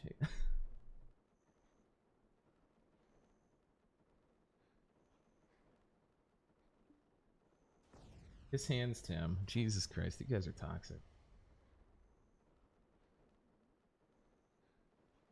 Yeah, no, we're about to get into Vertex. We spent the first hour on the arc of Vertex. I'm sorry, on the arc of BlackRose, how they got here. So now we're going to start moving into the contemporary stuff. And so I got into a fight, and there's an ant on my microphone. You better get out of here. The first time I saw this relationship being forged was during a fight during Serendia. It was a huge Zerg. Kyokai was there and stuff. And so that's when I really started to notice that BlackRose and Vertex were working together. So that's what we're going to dig into.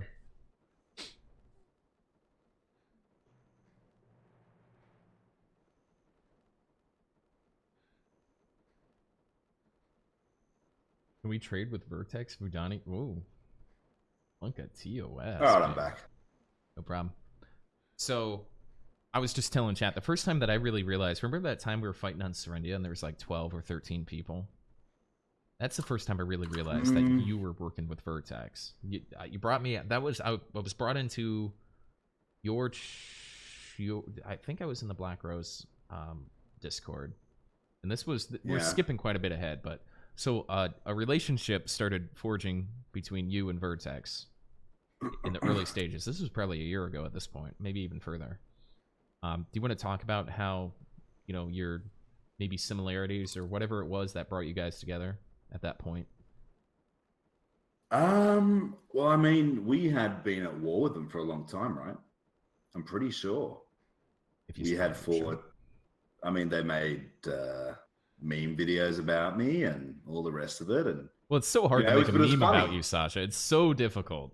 Oh, how dare I give no one any content to do it. Yes. So, but I think they're hilarious. I love the videos people put out. Sure. Unless they obviously get real personal or something, but you know, the majority of the time, I think it's hilarious. I think it's great. I love watching that shit. It's interesting because it's related to the game and related to, you know, obviously stuff we're doing. And I'd say the reason we started working together was to hit Man Up, I think. I'm pretty sure that was it.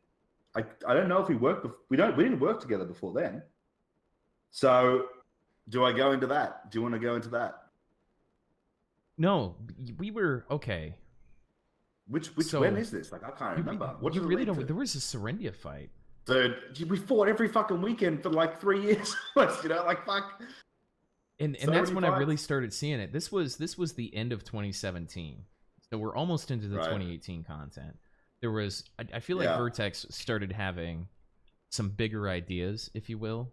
You know, rumors of moving east, and you know, Snake had been on there for 10 plus weeks, and Man Up has been there forever because they took in Gravity and nobody can touch them, right? Mad King.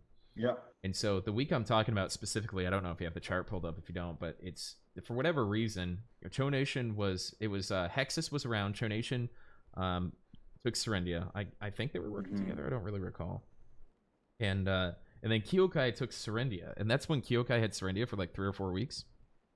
And it was like Aftershock, Rage, Waifu Hunter, BlackRose, Hexes, Cho Nation, Vertex, Pure Luck, Guilty, Rathalos, and Exceptional Legion. That's how long ago. I remember the fight. I just can't remember what it was in regards to. So we were all allied against like Kyokai. Right. Were we against Cho? We had to have been against Cho because Cho was anti-Vertex. Yeah, 100%. Right. 100%. So we're all fighting Cho and you know whatever group they brought. And so I noticed that you guys had started to work together, but I guess maybe you didn't after that in any meaningful way. So at that point, you were really just. I remember why. Right before 2018, you guys were really just kind of bouncing around. Like your strength would fluctuate, right? Like you'd be right up here and you'd be great. and then like you'd lose a couple members or a group of people, and we'd find you on Balanos, right? I think you rebuilt on Balanos once or twice, and that's where we kind of ran into each other, and then on Serendia and stuff like that. So let's just because this is my podcast and fuck chat what they say. I'm interested in, now that Trap Alliance is dead, I'm on my own, and Adam is out of the game, God bless. What did you think of the Trap Alliance as a whole, as it existed throughout this game, as we brush shoulders occasionally? I don't think we ever really directly worked together, but we'd like kind of organize fun fights, right? So, yeah, I don't think we didn't fight that many. We didn't fight much at all, I'm pretty sure, did we? 3 to 5 times, I think, over a year. Okay, so it wasn't like some crazy rivalry, but no. I think my guys took it more seriously than you did, because like it was never like oh, we're just gonna give Aftershock this. It was like, we're gonna fight this out and you're gonna lose and then we're gonna move on, kind of thing. But so that's beside the point. But I'm just the Trap Alliance was so cool to me, because we were rated, in the top 5 at some point. But I really don't know, somebody on the other side that had to deal with us, what we looked like from the outside in. I thought it was good because, so, obviously, when what would you rate your guilds in the top 10, right? Top 10 at that stage, like each individually. What would you have rated your guilds then? Like I think Aftershock was anywhere from number 10 to number 7, and Hikikomori was, depending on the week, something slightly under that. But we were always carrying Hikikomori outside of maybe 1 or 2 individual weeks. So yeah, and we both always showed up with 80 people, and I think that was our strength, right? Was our numbers, and then we always had 1 or 2 little side guilds tagging along with us. You two, but I can't remember. Was it just you two, or was it other guilds in there? It was just you two, right? It depends. We had like Giga, and we had Fortune. We stole Fortune for a while. We had Nagas is always tagging along with us. So we always showed up with at least 3 guilds. I thought it was good because obviously you kind of need it to hold a region with how the game was. I feel you need to have an ally, right? Yeah. It doesn't really matter what region you were holding. That's Balanos or Serenity, whatever. It's fine, right? You're holding regions. It's great. The guild feels good about it. Everyone's having fun. I just wish. I thought it was good. So basically, I thought it was a good thing. I say fuck the Trap Alliance and shit. Of course, 100%. But it was still a good part of the game, right? It's still, you still had your history there. You still made an impact in some way or another. And I think it was one of the longest lasting alliances, right? Like I think that's what we defined, through all the salt and stuff like that.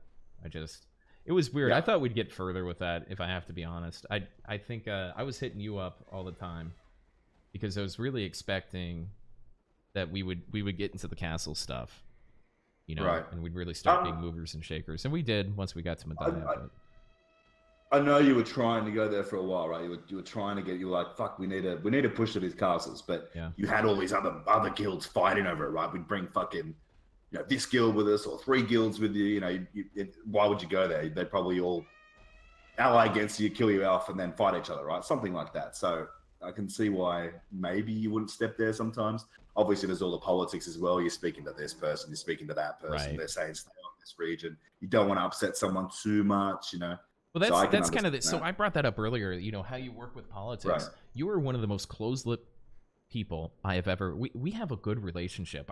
You accuse me of leaking things every once in a while, but I feel like you may say that to everybody. You're one of the most closed-lipped people I've ever worked with. Like. Right up until, even right now, 8 o'clock. After 8 o'clock, everyone's like, yeah, I'm here, right? And you're like, nah, I'm around, Do you think that makes it, you think that benefits you in any way? Or do you think that makes politics harder? Because my perception of working with you is incredibly difficult because I don't know if you actually trust anybody. Everyone's got friends, everyone talks, even me, right? So obviously I will speak to people. But I don't think it's so much that I'm close-lipped and don't try to give much away. I think someone that's hard to contact and get anything out of would be Firen. That is someone that's very hard to do. That's a really good point. That's a really good point. That's a good. I think if you throw my time zone difference in, maybe you'll see a bit differently. Because Siege is Sunday for me. Like I've been getting up you know, I've got an hour to get ready for Siege sometimes because it's fucking Sunday morning. I want to relax. You know, my girlfriend's over or whatever. You know, I just want to sleep. You know, so yeah, that could be part of it. Okay. I don't want to be on my phone all 12 to bloody 5 a.m. You know, hey guys, we doing this? Like, fuck that. Well, that's the whole point of this podcast and bringing people like you in here is that so much of this game as a guild master is done within your phone. You know, late hours of the night, early morning, whatever it is for whatever time zone. It's nothing you really want to be doing, and nobody gets to see what happens or the arc or the drama or anything like that. No. So let's move into the first real conflict that I saw you, and what really kind of started the arc of 2018. And that was the fight for Calpheon. And so, for context here, what had happened is Cho Nation really wanted... So, I just got off of Medaya, right? So, Trap Nation saved, Medaya for Snake. And then Trap Nation... Did I say Trap Nation? And then we moved back to our thing. And then we struck a deal with Cho. And it's the most ridiculous rotation. It was like 11 weeks long. And it's all these people that are owed by everything. And whoever was doing the negotiation for Trap did a phenomenal job because it ended up being Hikamori first. Right. And so that was one of the best fights I've ever been in. Were you there that first week? Who was there? When Hikamori took Calpheon for the first time? It was Cho Nation versus Vertex. Hold on, let me pull it up. Let me see if you were there. Yeah. Because I know you're there. I'll say it again. We've had so many fights, and that's one of the good things about my guild is we've had like 2 weeks off or something. Max. Yeah, same. Yeah. Okay, so here it is. Is this it? Derivation. Week is this? Okay, here's Hikamori. Okay, so it was Vertex, Cho Nation, Republic, Aftershock, Capital, BlackRose, BDMG. I think that's DMG. It's not. There's no B there. Resistancia, ITC, and Notorious. So you were there. That was when Hikamori took it, and then they didn't show up the next week. Right. So you were working with Vertex then for who did? Can you link me this sheet so I can go? I should have it, but I don't. I'll be honest with you. That's fine. I'll send it to you in Discord right now. Okay. I'll bring it up with you. We'll have a look. This is an important. This fight is kind of where all this shit started. The Vertex versus Man Up, all this stuff. This is the meat. We've been talking about the sizzle. This is the meat. Okay, I'm scrolling all the way down, right? Yeah, all the way down. Which week? That is not a real screenshot, Vert. Do not put... You're a moderator in here. Don't put that toxicity. What the fuck are you doing? Which week? Oh, no, I did type that. I'm sorry. It's the very first of 2018. It's January... I did type that. Jesus. It's the week 61. Calpheon. Week 61. Let's have a look. Okay, Vertex, Cho, Hikamori, Republic, Aftershock, Capital, BlackRose. Who did we have? What, Notorious? Herb is fucking mean to me. Yeah, sorry. He's a pretty mean guy. He's a pretty mean guy. Yeah. So it was Cho Nation, Hikamori. We either had Republic or Capital. I confuse those guilds. I feel like we had Capital, I think. All right, I'll give you Capital, but I have to take Republic then. Okay, go for it. Yeah. Make the trade. So it was Cho Nation, Hikamori, Aftershock, Republic, DMG, Resistancia, ITC. You guys had Notorious, BlackRose, Vertex, and whichever Capital or Republic I didn't say. So you guys were pretty far outnumbered, but y'all. I remember it. Yeah. Yeah. Okay. I remember it. It was pretty. That was an awesome fight. Actually, that was a great fight. We had lots of fun, but I can't remember it. I can remember some. Like I remember Resistancia. We hit them. We hit ITC. So your flex team went out to jog your memory. Yeah. That's the fight that Hikamori. You had that northern. Let me pull up my map if you're watching the stream. So now that I know how many times you fought on Calpheon, it makes sense. You were in this kind of weird. You were right there, right south of that lake, in that little divot. Is that the area? It's like a sunken area where you built a castle. Right. It could have been over there. It's one of those two spots. Sure, we'll take that. Yeah, we'll say we were there. And Hikamori kept you guys pushed in. Like, that was one of Hikamori's best fights. is because they kept you kind of sated. Even though you killed ATC with, what, 10 people, they probably brought 20, right? So that was not a big deal. But that was, so that was my first kind of fight with you guys, and I feel like that's really the first part of when this Vertex alliance started coming to, because I was trying to pick sides, and I'll let you talk about your perspective in a second, but I was trying to pick sides on this because I smelled castles, I smelled crowns, so I'm trying to get involved. Right. And Vertex comes to me, and Winter says, "Wait, is Pax here?" What? No, it's you. Never mind. It's not Pax. Never mind. Go on. And so he goes, "Yeah, just stay in Balanos, and you can be an ally for us." And I'm like, "Okay, so if I'm not fighting, what the fuck is that?" He goes, "Just don't get involved. It'll be fine." I'm like, not being involved is not an offer to me. And so I just went straight to Cho Nation, right? I'm just like, I want to fight. Like, we're coming, right? So I really want to know what the conversations was on that Calpheon stretch, where it was Cho Nation and Trap on Calpheon, because what I was told was we want to take Calpheon, to hold Calpheon, to build up guilds so we can start to look east. That's what I was told firsthand from Vertex. Mm-hmm. And you were a part of that. I mean, I'm looking at the list of the fights now until you guys got involved. So what? It goes, Cho Nation had it, then BlackRose, Vertex, Cho Nation, Vertex, Hickey, Rage, one of ours at the time. So Rage, Notorious, BlackRose, Vertex, Notorious, Cap. So we took it. Right. Basically. So that second week after Hikikomori, you got axed out by... No, Vertex axed us out because we're completely lagged out. If you look at that list, it's ridiculous. It's what, 13, and we got axed by Cho. Yeah, I remember. And you got axed out by Cho. And Yep. Couldn't even see them. That was ridiculous when the game was at its best, right? Like, someone goes to me, the base is at 70. I said, what do you mean? We haven't even loaded in. If it's at 50, I'm like, what? It's at 30? Okay, guys, we're going to RBF. Let's go have a guild RBF. Just fucking, wow. Yeah. It's ridiculous. And then when we got axed out, half of Hikikomori logged off. They're like, oh, okay, this game sucks, So we gave up on Calpheon, and that's where the whole kind of aftershock Cho Nation, because they're like, you have to come back, and I'm like, I literally can't get Adam to do it. so you guys hold down Calpheon for as long as you want. Basically, you look at Vertex, Notorious, Capital, and then it's not until Man Up. So this is the beginning of the Vertex Alliance. So talk to me about the beginning of the Vertex Alliance, because I am super curious on your perspective on this. For this part of it, it was basically, man, Cho was really strong. Like, Cho was so fucking strong for so, and they still are, obviously, right? They may have been a little stronger than Vertex at that point. I mean, yeah, man, they were really strong. Like, Cho's been strong. I think they were obviously strong at the server merge, and we had some really good fights with them. But then they just fucking just had this increase, and they were just insane to fight, dude. So I think the main thing here was, like, it was probably something to do with Man Up, and Cho Nation being so closely involved with them. That's our point of view, was that was true.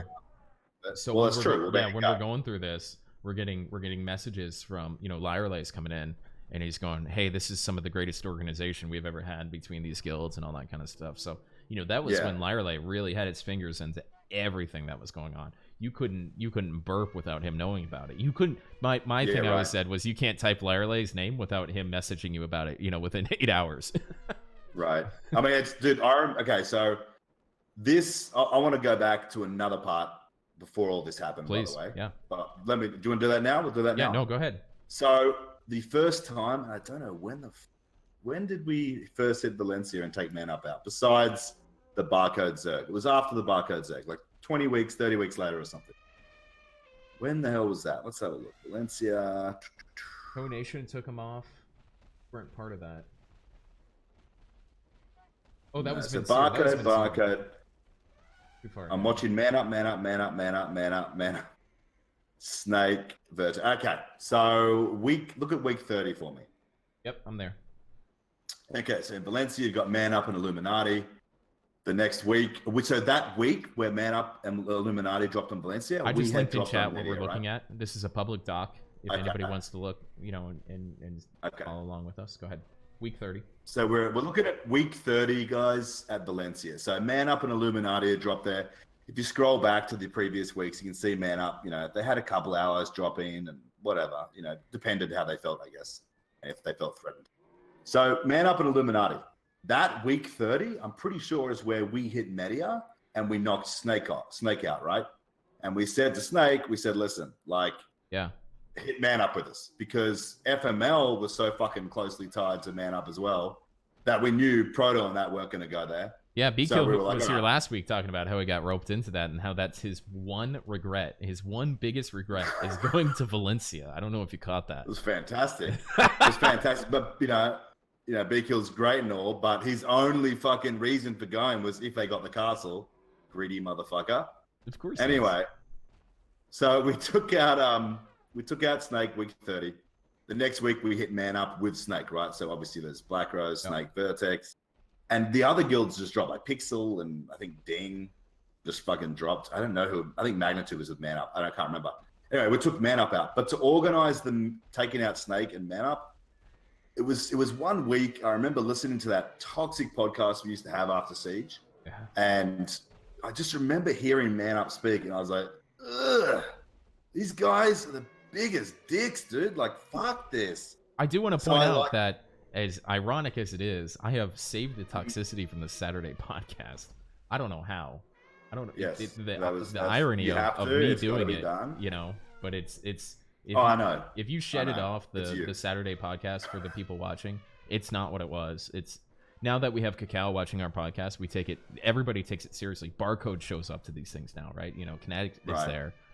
Everybody just kind of bands together. We put the toxicity and stuff gets out there. Just a little shameless plug for Saturday. But it's really cool that we put that garbage behind us and we can really just kind of hash it out with a little bit of tension. So the podcast on Saturday, I don't think there's a whole lot of screaming anymore. And that's a good thing for the community. I'm proud of all of us for doing that. And thank you for being a part of it. It was so run by Man Up before. They had guys in saying they were from tier 2 guilds. It was just a joke, right? Yeah, it was. It's just like, why would you even go in? I remember I left it for ages. I was like, this is garbage. Yep. Anyway, so basically, one day after this podcast, I was like, fuck these guys, man. Like, this is bullshit. We're just BlackRose. We're fighting and stuff. Obviously, we're not as strong as these guys. And I think Vudani had left the game for a while. Yep. Vudani was always so hard to speak to. He never gave me the time of day. Up until he came back, right? I've spoken to Vudani quite a few times. He's actually really chilled. When you're speaking to him with other people and stuff, he's great. Yeah, but before then, I could never. Very chill. So before then, okay, sorry, go ahead. But before then, I could never speak to him. But then a guy called Tall Stalker took over, I guess, GM-ship of Vertex. Yeah. So I pulled Vertex in. I pulled Show Nation in. I pulled Hexus in. Was it Hexus at the time? LOTD, I think. I can't remember. No, it was Pulled Hexus these guilds at that time. in. I think it was LOTD. It was LOTD. Week 30? No. It was before then, and then we hit him. Yeah, I'm pretty sure, dude. Okay. No, I'd contacted you're them right. You're right. It was LOTD. Okay. So I pulled these guys in. I pull them into TeamSpeak. We're having this chat. So it's Cho Nation, LOTD, and then Vertex and us, right? And then I talked to FML after.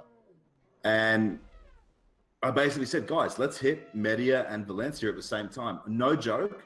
A couple minutes later, Lyra messages me, how's your meeting going? You having a good meeting? Dude, no fucking joke. So straight away, I'm like, you know what? Well, that's when I started saying, fuck Show Nation. Yeah. And then fuck LOTD. Because I didn't know who to fucking try. Fuck those kids, dude. Yeah. Like, you're going to fucking cry baby to Man Up straight away. Like, fucking, come on. Yeah. So that happened. And I could only really trust Vertex. And then FML came in. We spoke to them. And they're like, yeah, like, we'll hit Media. So instead of hitting both regions at once, we had to hit Media. And then, obviously, BKill was such a nice guy and came to Valencia with us. And we took Man Up out. But that's when it started, Man Up started like... So what happened was we took Valencia, right? We had a chat with Vertex, and I remember Salty said, okay, Vertex said, who wants to get it first? And Salty goes, all right, you guys get it first. It makes more sense that you guys get the castle so you can push people from the castle, right? You didn't have to defend. and you're the stronger guild. They were the stronger guild, so we want them in the castle. That advantage is so much better, right? Yep. So Vertex is in the castle. We were in the fort. Man Up dropped with how many people? Let's have a look. It was Just a couple of people. Yeah, Notorious, Valencia. Illuminati, the Empire Force, maybe. And we had Force. So Force, I think they said they had 25 people. Right. And then it was us and Vertex against Man Up, Illuminati, the Empire, and Notorious. And basically what had happened was Man Up was hitting us, dude, and they were fucking ridiculous. Like, yeah. I was almost laughing. It was like, this is insane. These guys are so fucking strong. Anyway. I remember I hit him 3 weeks later, man. If you scroll over, Hikamori and us hit them 3 weeks later, man. We went in on that. How'd that feel? It was so pretty hard, right? We almost had them. They'll never admit to this. They'll never admit to this. But they were going to go somewhere else because they were so confident that everyone knew Man Up was coming back home. But they were on it for a week. Then they got off it for a week. Pax took it. Notorious. Right. And then so I'm like, they're going to go fuck something else up. They're looking for PvP. They've been sitting here forever and they've been having fun. And they were. And that's shades of the future, right? That was. And so we dropped. It was 4th and inches, man. They figured us out. Lyerley scouted us at the last second, and they must have hit some alarm. I would love to hear about that because I know they weren't always coming back to Valencia. That's a fucking meme. We almost sniped it. We were gonna 2v1 Notorious and snipe Valencia. That was the boldest thing I'd ever done. I remember that. Hell yeah, man. So I actually remember that. So I'll say this right now. So if you look, but so we've given Valencia to Snake, right? Snake got it week 31, and then they thought, I think Man Up and that dropped in Media or some shit. They dodged to Media the next week. Yep, because they knew dodged Snake was to Media, coming. and they claimed and FML was with them, right? Yep. I remember FML was like, "Oh, fuck, yeah, we weren't here." So we were like, I was like, "No, fuck that. Let's, and we spoke to obviously speaking of Vertex. Let's kick Snake out of fucking Valencia. Like, fuck that. They had it for a week. They just got off Media. Come on, like, yeah." So we took it. That's when Vertex had it. The next week, Man Up drops with all these fucking guilds. We fight them, man. I am so sorry for Man. I felt so sorry for them because they should have killed us in 15 to 20 minutes. They were just bashing their heads against the fences. And I'm looking at this guild, this such a strong guild. And they're all just, yeah, on the fucking fences, dude. I'm like, what the fuck? Let's just keep fighting, guys. They were hitting a double fence. Yeah. They were hitting a double fucking fence with their swords and their shields. Like, where's your horses? Like, do something fucking smart. So we should have died. We lasted another 20 minutes because of their stupidity. It was so stupid. It took them almost 20 minutes to kill Hikamori. And obviously we're hitting him from the back. But I remember, J-Lane and friends just going in on the gate. And there was a couple of horse pushes, but, they got thwarted because they were outnumbered. But I remember them winning the open field fight. But I think that was the kind of the final days of Lucari, just kind of streaming things and just going, hit on my ping, right? And Lucari's great. I'm not talking shit or anything, but right. I don't think he was sitting around on Valencia going, how do I defend and retake Valencia 24/7? His stream was blowing up and he was focused on that. And, he had his generals and stuff that were taking over, but I don't know how many formations were really being done or strategizing or anything like that. So I think that showed. I think there was rust there. But we couldn't talk about it in the podcast because everybody was screaming and yelling, and it was run by Man Up, right? So it wasn't really even. It was so rusty, dude. And I was sitting there, I'm like, fuck, it would be so cool to fucking shot call for these guys, right? Because they're just like, there's so many good players in there, and look at them. What are they doing? Like, what? I was fucking laughing after. Like, did you see them bashing on a fence? Like, we should have been dead ages ago. Anyway, so that happened.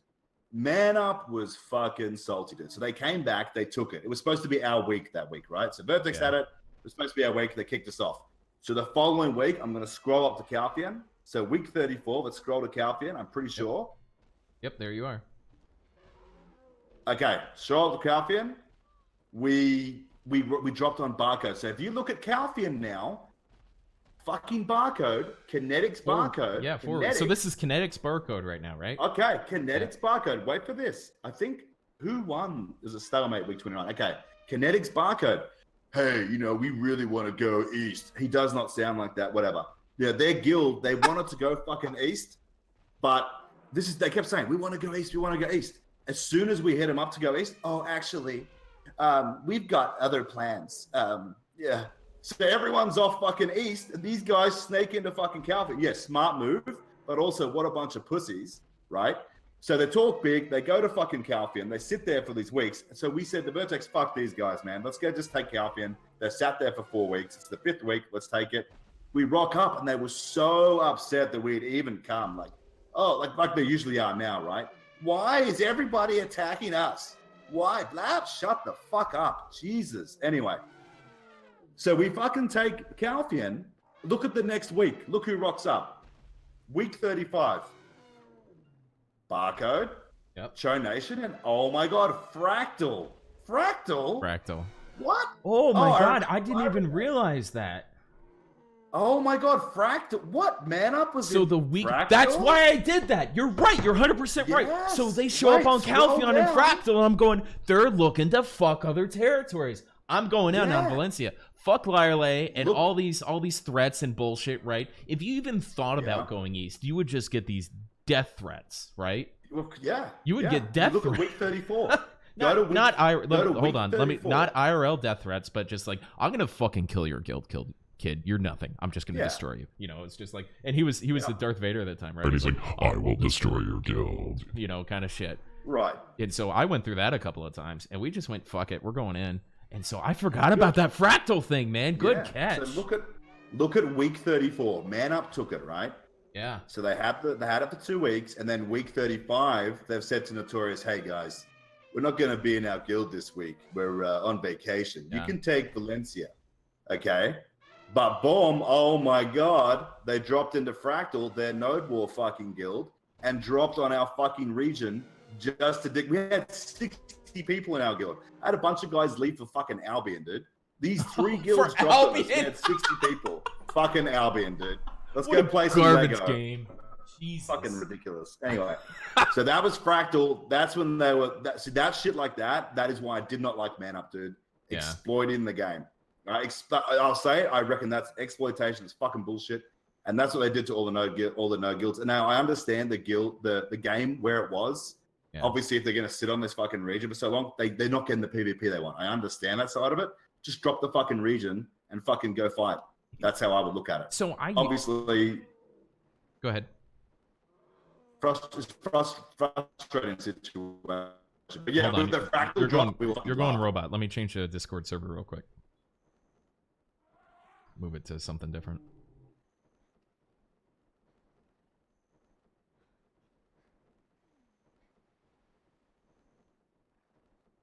Say something. Test. No, hello? Yep. All right, better. So I'm eating, yeah. So so I used to agree with you, right? Until, you know what, at some point you have to play the game with, you know, whatever PA says is meta, right? So when it was 2 payouts a week, it was like, you know, maybe you aren't supposed to have a second guild, but if you wanted to forego that second payout, then you can do that. You know, that's the sacrifice you make. When they went from 2 payouts to 1 payout, I really feel like that was PA saying to us, have second guilds. And I was slow to that. I'm still slow to that. I feel like that's really the meta, and that's once they went, you know, 7 days, you don't have to have a node. You know, you can sea hunt, you can life skill, you can be those guilds. Also, you can drop guild and fuck around. And so I used to have that, oh, you can't drop into a different guild mentality. And then the game said, yeah, you can. You absolutely can. And so I just kind of, I'm not happy about it. I'll never be happy about it. I think everybody should stay in the guild that they're in, right? But, you know, that's what it is. So but this is your story. So that's what really got you going, right? Is Fractal dropping on Calphion. I forgot about that because we'll get into this later once the official fight starts. But that was a big thing. So like, I don't know if we want to do that kind of thing. They were shy about it because you had a lot of pushback. It wasn't Fractal dropping on Calphion. I'd actually already suspected they were going to do something like that. But it was more that they did it every week, and I felt really bad for these T2 guilds. Like I'd see like these node war guilds. There'd be 5 or 6 guilds on this node. They would have had awesome fights. Boom, Man Up's there. Everybody's dead. Get fucked. We were victim of that a couple of times for sure. Right. And I remember speaking to you about it. Right. It was like it was shit. But I also I understand. Man Up also, you know, their guys want PvP. They want that sort of stuff. So like the game, that was a flaw of the game. But at the same time, it was kind of bullshit. It was kind of fucking bullshit. And it really had a domino effect. Like you would notice people, dropping down a tier in nodes. Suddenly you got this domino effect where, tier 3 guilds are on T2s. And then, because at first they started handing off T3s to fucking guilds, right? That's what they started doing for payouts to drop on the regions. Yep. And then it started being, well, no one wants to go on tier 3s because after Sunday, it's, Monday to Friday is 2 tier 3s a day. And you've got either Snake in their old guild or Man Up in their old guild majority of the time. No one wants to fucking get dicked by them. So everyone drops to tier 2s. Now you got these tier 2 guilds being like, why the fuck are all these guilds dropping to tier 2? We can't fight these guys. Boom, they're on tier 1s to a degree. You know what I mean? I think that really put a lot of people off node warring, off PvP, et cetera, et cetera. I really think that put a lot of people off. That's why I wasn't a big fan of it. And for the fact that after we hit Man Up this time and I helped organize it, obviously, I got sent all the messages too, right? Because Lila was like, Sure. You think you can come for us, blah, blah, blah. Yeah. And they tried to kill our guild. I'll fucking kill your guild. Yeah. Exactly. Yeah, exactly. But they tried to kill our guild. Like, they had spies in our guild. They were camping members, and they were doing everything to kill our guild. But we'd already suffered the barcode thing in Uno. Now I have Man Up trying to kill me. It's like, fuck, we're hardened guild to kill. Like, people have been doing it for a while, trying to kill us. Cockroaches. We'll drop members and then regroup. Cockroaches did, yeah. And then, so go on. So that was sort of, went off topic, but there you go. Okay, so this starts, and so once this kind of gets rolling, you've got spies in your guild. I think I had a spy in your guild for a little while. It was kind of a meme. We didn't really do it on purpose, but this guy joined your guild. You picked him up, that big cannon guy, and he's like, hey, I'm leaving. I'm gonna go casual. And then he joins BlackRose, and he goes, hey, they're built on this. Like he told me once where you guys were built, and I'm like, don't do this. I really don't want to do this. And then he pretended that he didn't speak English or something. It was just a total meme. I'm completely against spies. And so when he did that and he showed me your base placement, I was like, don't ever do this again kind of thing. I don't think we ever talked about that. But so you start getting into some sort of trouble. I really don't understand what happened to BlackRose to create Vincere. So I'd really like to dig into this chapter. Also, I want to check the time. Are you good? Do you have an appointment coming up or anything like that? Do we have a little bit? I'm good for another 2 hours, really. Oh, okay. Yeah, good. Let's take some time then, So let's start digging into, because it was shortly after the Calpheon thing where the Vincere thing started to become a thing. So talk to me, what was going on within your guild that kind of started showing that, and then who approached who is what I'd really like to know, because iconic LOTD, whatever you want to call them, that Exis is kind of famous for, going from guild to guild to guild to guild to guild. Right. And how was that appealing and all that? Just dig in, please. So basically, I'd say after Man Up, so when Man Up dropped in Fractal and they had pressured the guild nonstop for months and months, right? I still have Yuma messaging me to this day with his little bullshit. Yuma? That's trash. Yeah, Yuma, dude. Jesus Christ. Anyway, so they were really trying to punish the guild. They wanted us dead. BlackRose needed to go.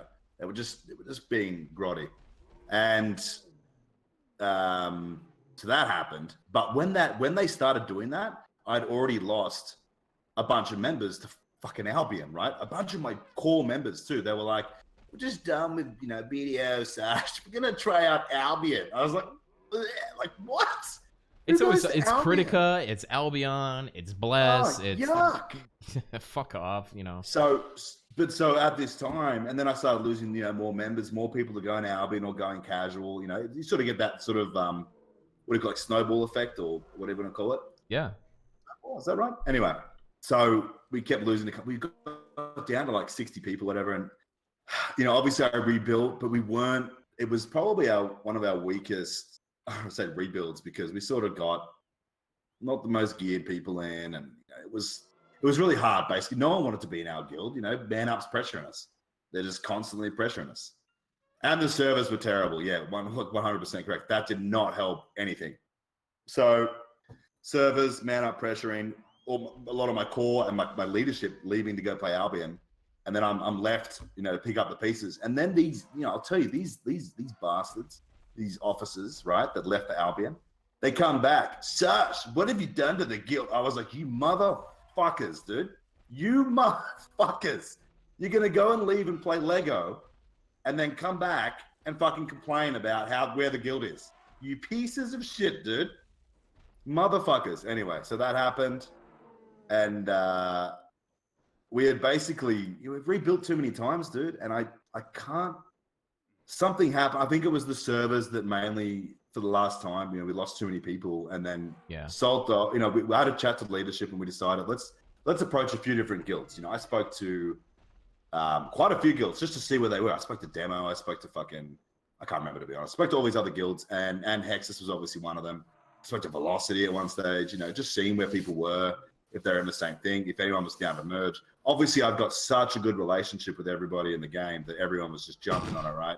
I never got a message, just saying. Fuck. I'm completely joking, right? Everyone's sort of like, fuck you, Sash, we're fine.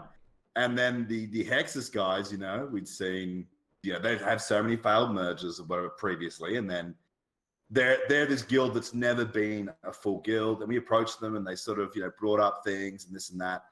And Salt, I was about to go to Bali. I was in Bali, dude, and I'm on Discord in these fucking officer meetings, just for people that, need to know what GMs do. In these fucking officer meetings while I'm in Bali getting some sun. Salt's in there. I'm in there with Byron and Paladin and stuff. And, we're just talking about things, putting spreadsheets together and stuff. And it looked really good on paper. And Salt Dog was like, Sash, we've got to do it. This is great. Salt Dog this, Salt Dog that. He's just salt. I'm like, all right, let's fucking give it a go, dude. And he goes, okay, but they want us to go over there. And I was like, what? What? So, all right, let's go. Let's fucking go. No, so we took the plunge. Hold on, we got to dig in more to this. So, Paladin Katya is going to be the guild leader. What was your conversation with him? Did you talk to him in comms? Was it all text? How did you? I'm from Orwin. Paladin Katya is a man, right? That's a person to me. How did you deal with him before and agree to go into them? And then how was it agreed to be split upon? What was a power divide, etc.? Like that's a big deal. There's no way you just went, let's give it a go. Yeah, it was like like I said, I was in Bali, speaking about all this shit, and we went through the spreadsheets. I didn't speak to Paladin too much. I had a chat to him one night. You get to sort of know him and see who I was going to work with. But most of it was talking to Byron, right? Byron's the guy that deals with all this shit and blah, blah, blah. So that was the main thing. Then I had, like I said, Stolt pushing me. I'll say he was pushing me. And I think, dude, honestly, from the burnout from the game, as being a GM of one of the guilds that I feel has been targeted fucking probably a lot more than many others and still stayed, sieging most of the time. Yeah. Like I said, I think we had 2 or 3 weeks off. It doesn't care if we siege as like, a guild to help another guild or whatever. We still sieged every fucking weekend. Yep. I've shot called pretty much every war and just doing recruitment, dude, like over and over. I was really burnt out. I was like, you know what? It might be a good idea to step away from being a GM. Maybe it's better if I am just in leadership. Do I even stay in leadership? Do I just become a member? Like maybe it's better. It's always appealing, right? Step right back. I've probably even messaged you a couple of times, like, "What's BlackRose recruiting right now?" Because I'm looking to just fucking kill people. I'm so tired of this Discord shit, right? Like seriously, it's such a burnout. This game, it really burns a GM. I think out. That's the biggest secret. Is like I think every GM kind of the grass is always greener, right? Like and there's nothing like your own command. And I think you'll be able to speak to that coming back to this a little bit, but. There's nothing like your own group of people, that look up to you, that revere you. You're the shot caller. You're the man. You make yourself a little rarefied. You hang out with the troops. They like seeing you, all that kind of stuff. At some level, you become a little bit of a captain of a ship, right? And so there's that kind of benefit to it. But man, it's hard work. So for you to say that is really honest, and because I've had shades of those moments constantly. And if our guilds weren't such staples, and the success is what keeps us here, and the people, right? If I can speak for you, or if you want to agree or disagree, it's the people and the friendships and the bonds that you make. It's like, how can I let these people down and just go join another guild? How dare I? How arrogant of me, how selfish of me to put this down and fuck all these people and just move on to something else. Yeah, I mean, I'm exactly the same, dude. I get in comms with my guys all the time. I mean, sometimes I got my earphones in. I'm driving. Actually, that's a lie. That's not sometimes. That's every day. I'll drive to work. I jump in. I get in the car. I'm just driving to work, listening, and just chatting to the guys. That's why they said that used to me being a robot, because obviously the internet over here. I think we've had a couple of chats in your car. Probably. Yeah. Probably. No, but I get in comms with my guys every day, dude, and like I'm pretty confident most of my guild is, very, very happy where they are. Like, we have a good laugh. Obviously you get people, people clash every now and then, and you've got to sort it out. But, for the majority of it, the guys have a great time. And I'm going to bring this up. I love how much like salt we get, dude. Like, so many people hate us. So many people hate us. Sometimes, like, I was in the arena the other day and this guy goes, it's that meme guild, BlackRose. Trash. And I'm like, why? What? Why are we a meme guild? He's like, because one of my friends said, what? Why are we trash? Because it was on Reddit. It's like, so you have no idea why you're saying anything. But you're Sasha, still be an Aftershock for a week, dude. Be an Aftershock for a week. Dude, do you have a salt channel? We have a salt channel, and there's salt in there every day, and I fucking die. It's hilarious. The guys love it. Boom, screen capped. Look at this salt. Oh yeah, we're all over. Hack Rose. We can't wait for Orca to put up a new, or whoever to put up a new siege rating and forget us or put us at the bottom or whatever the case is. We love that shit. Even my chat right now, Aftershock staple, by the way, Omega lol. It's like, yeah, motherfucker, I've been involved in this shit, and of course, constantly, that has to be respected and considered for the entire time the server merge has been here. So you can laugh, you can Omega lol until you're blue in the face, but it's not often that I really read a message like that because it's just so stale, right? So it's cool you say that because it really doesn't matter what guild you are. Somebody's gonna go, man up. They deserve. Yeah. It's just a bunch of retirees. Snake, they're rusty.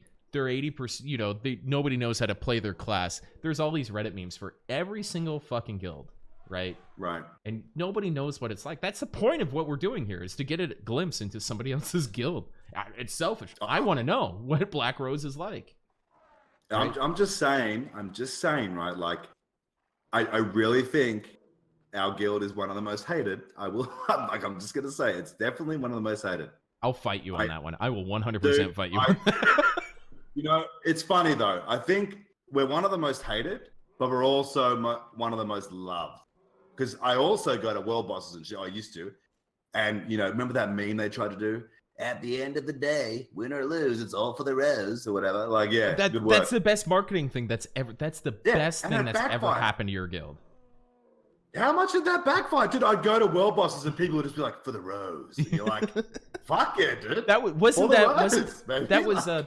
Vigor, wasn't it? Isn't that where that originated? Yeah, he's trying to meme. Like, that's the thing. Everyone's trying to meme us. And that's when they were trying to kill our guild. And then this thing for the rose, to be honest, that probably got me some recruits. Thank you very much. It did. We were all in world chat all the time. Baby, for the rose. For the rose. I mean, Aftershock was like, I dug right in on that. I was like, fuck yes for the rose. You say you weren't in the podcast, but Vigor was there for you, and he did a pretty good job. Can we just admit that he did a pretty decent job?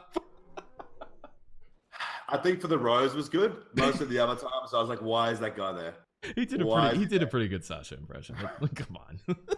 Did he? I mean, okay, we'll give it to him. But yeah, but honestly, dude, and then so for the rose, and it's like, fuck. Because I've gone to the guys so many times. I've been like, can we please change the guild name? I do not like BlackRose. I was going to ask you that. Like the guild name. I have hated it since I joined. I was like, I'll join this guild. But I ended up, liking everybody and all the rest of it. But I've tried, I swear, 4 times, 6-month intervals, guys. For the shocks. For the shocks. You know what I mean? But the guys we can't change it now. I'm like, what do you mean? They're like, for the rose. Yeah. I'm like, fuck. Well, and it's the same with Sasha. I wanted to change my name. I'm sick of this name. I hate it. I hate Sasha. It's so bad. They're like, but you can't change it. I'm like, why? They're like, because no one's gonna know who you fucking are, dude. So this is when we went through our name change, right? Because we took in a 2 major guilds, and we had to get off the whole crack house rehab thing, and so we took in another guild that had no connection to that. And the previous guild master, I love him. He's a dear friend, recent father. Big shout out to him. He put it up to a guild vote. And so it's all these edgy names like Aftershock, Machine, you know, just like this crazy garbage shit. And, you know, the reason I got behind whatever anybody voted for was, and I think this is, you know, pertinent to you, is the guild makes the name. The name doesn't define the guild. And so BlackRose is a name that sounds fucking awesome to everybody at this point. Nobody cares what a terrible name Aftershock is. They just know that Tim Allen is a terrible warrior that re-rolled because he's garbage. Right? Yeah. but you know, it doesn't matter what your guild's name is. It's the guild that makes the name. It's not the name that makes the guild. And so for sure. And now, you know, you re-rolled to Witch and you're BigSacha, and nobody thinks. It's so funny you brought up Sasha Grey. I mean, I think that's alpha as fuck, man. If I have to be honest, like you shouldn't even be mad about that, man. It fits, right? Like, what else could you? What was your EverQuest 2 name? Tell us your EverQuest 2 name. What was your main character? I think it was Bromix, dude. My fucking was Twitch it was name. always been Bromix? Okay. Yeah, I think it was Bromix. So you just fucked up on this. That's fine. Fucking Sasha, dude. Fuck. You know. Like I said, I wasn't supposed to play this game. Be kill, behave. Be kill, behave. Behave. Stop. Stop it. Stop it. Stop it. Okay, where the fuck were we? I don't know, dude. Honestly, I have no idea. Okay, so we're getting into what Vexes? Is that no? That's what it is now. Hexes. Going into Vincere. Can I bring Vincere? up one It was thing Vincere, before we right? go Okay, I think all these iterations. So one thing yeah. Before we go there. Yep.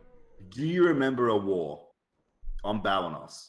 All of where them. it was just you guys and us versus it was Iconic, Capital, Equilibrium at the time. Do you remember that war? Were you there? Or you might have been away.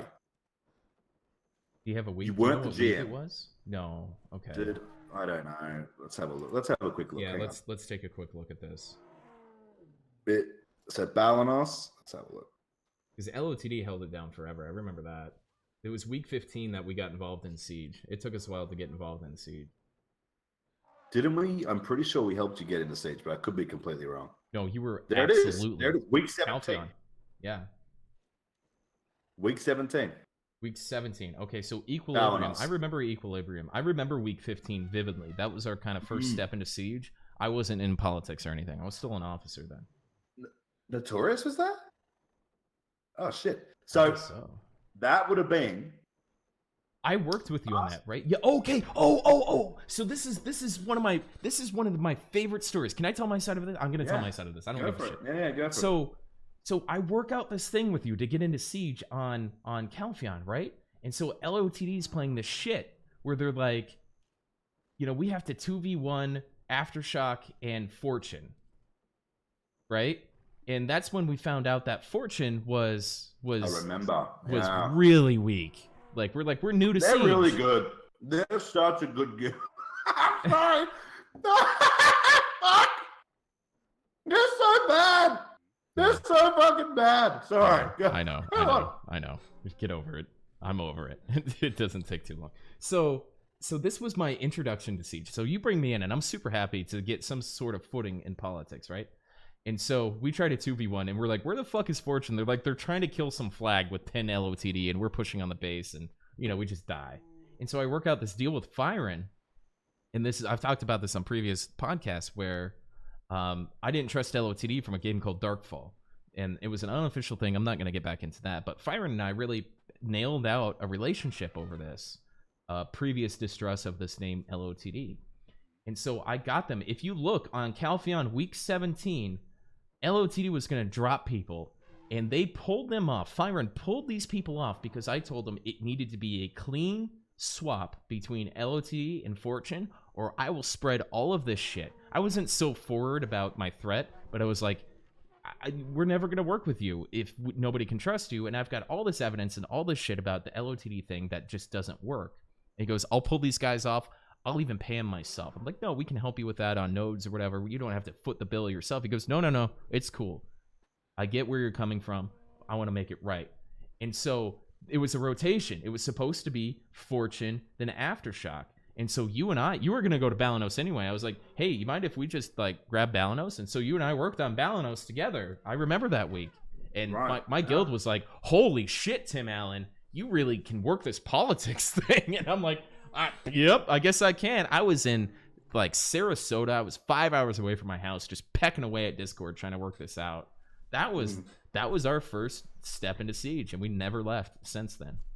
That's awesome. Can I please. Those wars, so I think this is when we stopped working with Fortune ever again, right? So I used to like Fortune. Nothing against the GM. I think the GM's great, but fuck, Jesus, so bad. Like, they're just... So basically, we had this huge fucking war, and we were fighting... I'm pretty sure we were fighting LOTD at the time. Yeah. I wonder if...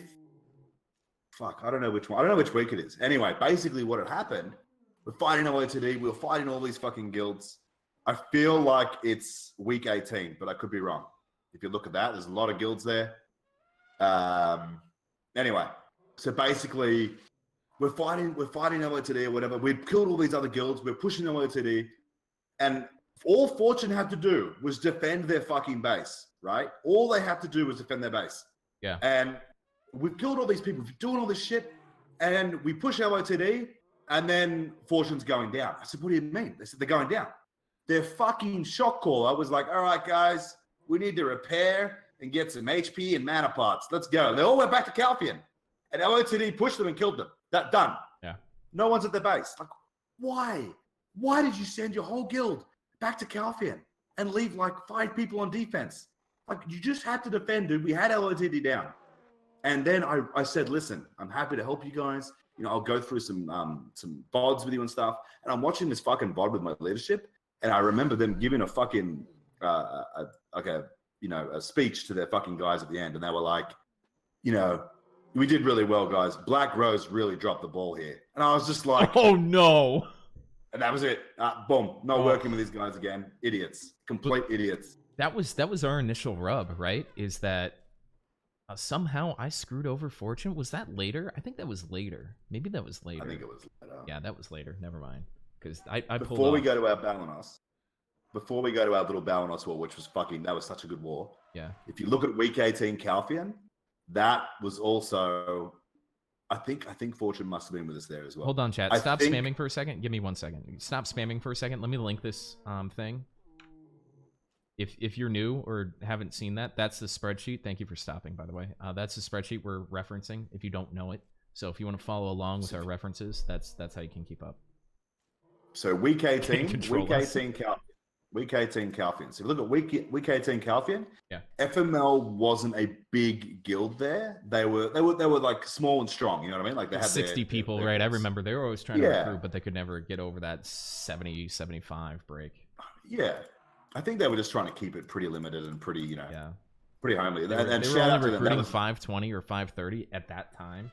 You know, week 18. That that's our recruitment. That's most guilds' recruitment right now is what they were looking for then. So they were really good, man.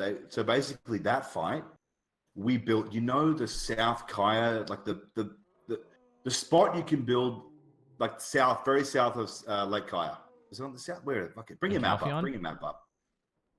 Yeah, in Calphian, it's that spot. It's like below South Kaya Ferry or whatever, and it's like there's like it has the road going near it, and it gets that big choke point. Yeah, over in here. Let's have a look. I'm probably behind on the stream. Let's have a look. Yeah, it should be about 20 seconds. Yeah, to the right a bit more. It's like it's on the east side of that lake. Okay. But it's below South Kaya Ferry. Anyway, we had that spot. And to the west, near Catfish Camp, we had like south sort of Catfish Camp. We had Critical. And then to the north of us in that, we had LOTD. So we had LOTD at like full strength or whatever the fuck it was. I think they had a couple of guys leave. LOTD maybe. was north of LOTD, you on the east of the lake? They were north on the east of the lake. And then we had Critical to the west. So we had both those guilds like just full committing on us, and I sent my strongest guys to Critical. That was one of my funnest wars. Strongest guys to Critical, and FML put a hole in their base for us as well. Like they were fighting Iconic, I think. They just fought off Iconic, and they came in and helped put a hole with us. And I kept my guys there, my strongest guys, and I shot called that part. We killed them, and I had Tubi, my backup shot caller. He was handling everybody else at base, just defending against LOTD. Took out critical, and we pushed LOTD, and we were, man, this was such a good fight for us because LOTD was like pretty even towards us. You know what I mean? They were pretty even. We pushed up against LOTD. We ended up killing them. We pushed up north. We just killed everybody. It was just such a rewarding war, you know, and that's the sort of wars we like to drop. And if we go back to Balanos, that war we had. So what is it? So what was it? Week 17? So week 17, Balanos, you've got us, you've got Aftershock, obviously. It was us two against Capital, Iconic, Notorious, and Equilibrium. And I don't remember that week at all. Dude, you guys, all you had to do was defend. And you guys were getting hit by like all these guilds. I know Iconic was on you full force, right? It wasn't the Iconic at the beginning of the server, obviously, but they were still really strong. Yeah. And we started on Equilibrium. I think we took them down in 15 minutes. They're full guild. We started on their base. We started inside their base. We just destroyed everything, and we took them down. And then all we had to do was push south to you guys. You guys were messaging us, you know, we need help. Like, you know, one of our fences is down. We're about to deal. We're about to get invaded or whatever. The hole's about to open up. Yeah, that was me too. So back in those days, I wasn't the GM. I wasn't really a shot caller. It was like, hey, this guild doesn't have a defense team. I think I was still a Maywa back then. I 100% was a Maywa back then. And so I'm sitting at base trying to direct people, and Aftershock's defense was so strong. If we were put in the position, and we were often, and that's one of our biggest gripes against Hikikomori, is we would hold the brunt of the force of these guilds. It was hard to kill Aftershock, but we never had the ally to go kill somebody else. They would just like, oh, I don't know, we fumbled and we're trying to get that. It's like, well, we've been holding against 3 guilds for 45 minutes. The fuck do you want us to do, you know? Yeah. So you guys did really well. That was a really good war, and we won, and obviously you got it. Yeah. I think instead, come over to Balanos, because obviously you secured Calphian for Fortune, and you secured Balanos for yourself. Yeah, that was the 2 greatest weeks of my political BDO life, if I have to be honest. I'll never top that. The fact that you can look at week 17 and see LOTD and Fortune solo on Calphion, that was 100% me. and Firen working with me, right, and trusting in that relationship. But that was incredible. So I had a pretty big head. It wasn't too far after that I pissed off Lyrelay and all that stuff. I got a pretty big head going into that. So, but that's a different story. So going ahead, if you look at Calphion, from week 18, we held it to week 21, right? And this is probably, I think we were at our second strongest. I think right now we're at our strongest. We've got some really good guys in here right now, and you know, it's the team's really great. But back then, that was our second strongest. So up until now, that was our strongest force. So week 18 to week 21, and if you look at week 21, that's when Vertex are taking Calphion from us. And they said they dropped by themselves, but everybody obviously worked against us because we had the castle, right? And it took us out, and then blah, blah, blah. And I'm pretty sure that's when the first drama with us and Vertex started. Yeah, if you go ahead to week 23, we took it from LOTD. Yep. Juicy. And we took it from LOTD, and then, you know, Vertex came back. Why was Aftershock on? I'm not sure. It's interesting to look at that. Yeah. So if you look, there's no way I was building against you, right? We pulled you. I can see what we've done. So if you look at that, we pulled you there to take LOTD out. You look across, Vertex dropped with Reapers to take us out of Calphion. And then if you go to week 25 Balanos, we've given you Balanos. I remember that, and that's where that rub started, right? So I held it for a second week, and you wanted me to give it to Fortune. That's where that whole thing started. We weren't on speaking terms for months. Months. You were furious, and that was. I was. Look, you know what? I love Cassis, and we've mended that relationship. That was 100% her communication failure. We tried to reach out to her and create a situation. That was week 26. Was the start of the Trap Alliance. I made a deal with Hikikomori on Thursday, and Cassis reached out to us on Friday, and I'm like, "What?" I shook the dude's hand, right? Like, it's done. That's it. We'll make it right, but you have to be patient. We'll bring you into this. We'll be even stronger. And she just went right to you, and you went through the roof, and that was it. Because I think that's when I thought you were just, I wouldn't say backstab, but just you had disrespected more the deal, rapport with right? Cassis, right? And she went to you and you got her side of the story. I understand what happened, and that's why I've always been. Yeah. I don't want to say up your skirt, but that's probably right. Is like I told you from the very first week that we worked together is that we skipped so much consternation and problems because you helped us get into Siege, and I'm never going to forget that. And here we are 2 years later. I've never forgotten that. And I've been kind of like, hey, look, I'm not a piece of shit. You know, I'm not a piece of shit. Yeah. I know that week on Balanos was weird. I'm not a piece of shit. But then I zerked you down with Hexes, so that probably didn't help that either. But Yeah, that didn't help. That was Christmas time too. Was it Christmas you did that? Yeah, Fucking it was. Christmas. It was a week before Christmas. Yeah. I was like, you know what? That's my fault though, because I was like, there's no way they're gonna bring, you know, more than, because not many guilds are gonna be like, oh, let's Siege. You know, it was like 2 or 3 days before Christmas, right? It was like, dude, I was flexing my politics muscle right there. I know, but yeah. I showed you my dick right. All these fucking guilds were that nerdy. Who the fuck is gonna want a Siege? I was like, you know, it's like whatever. Like, why?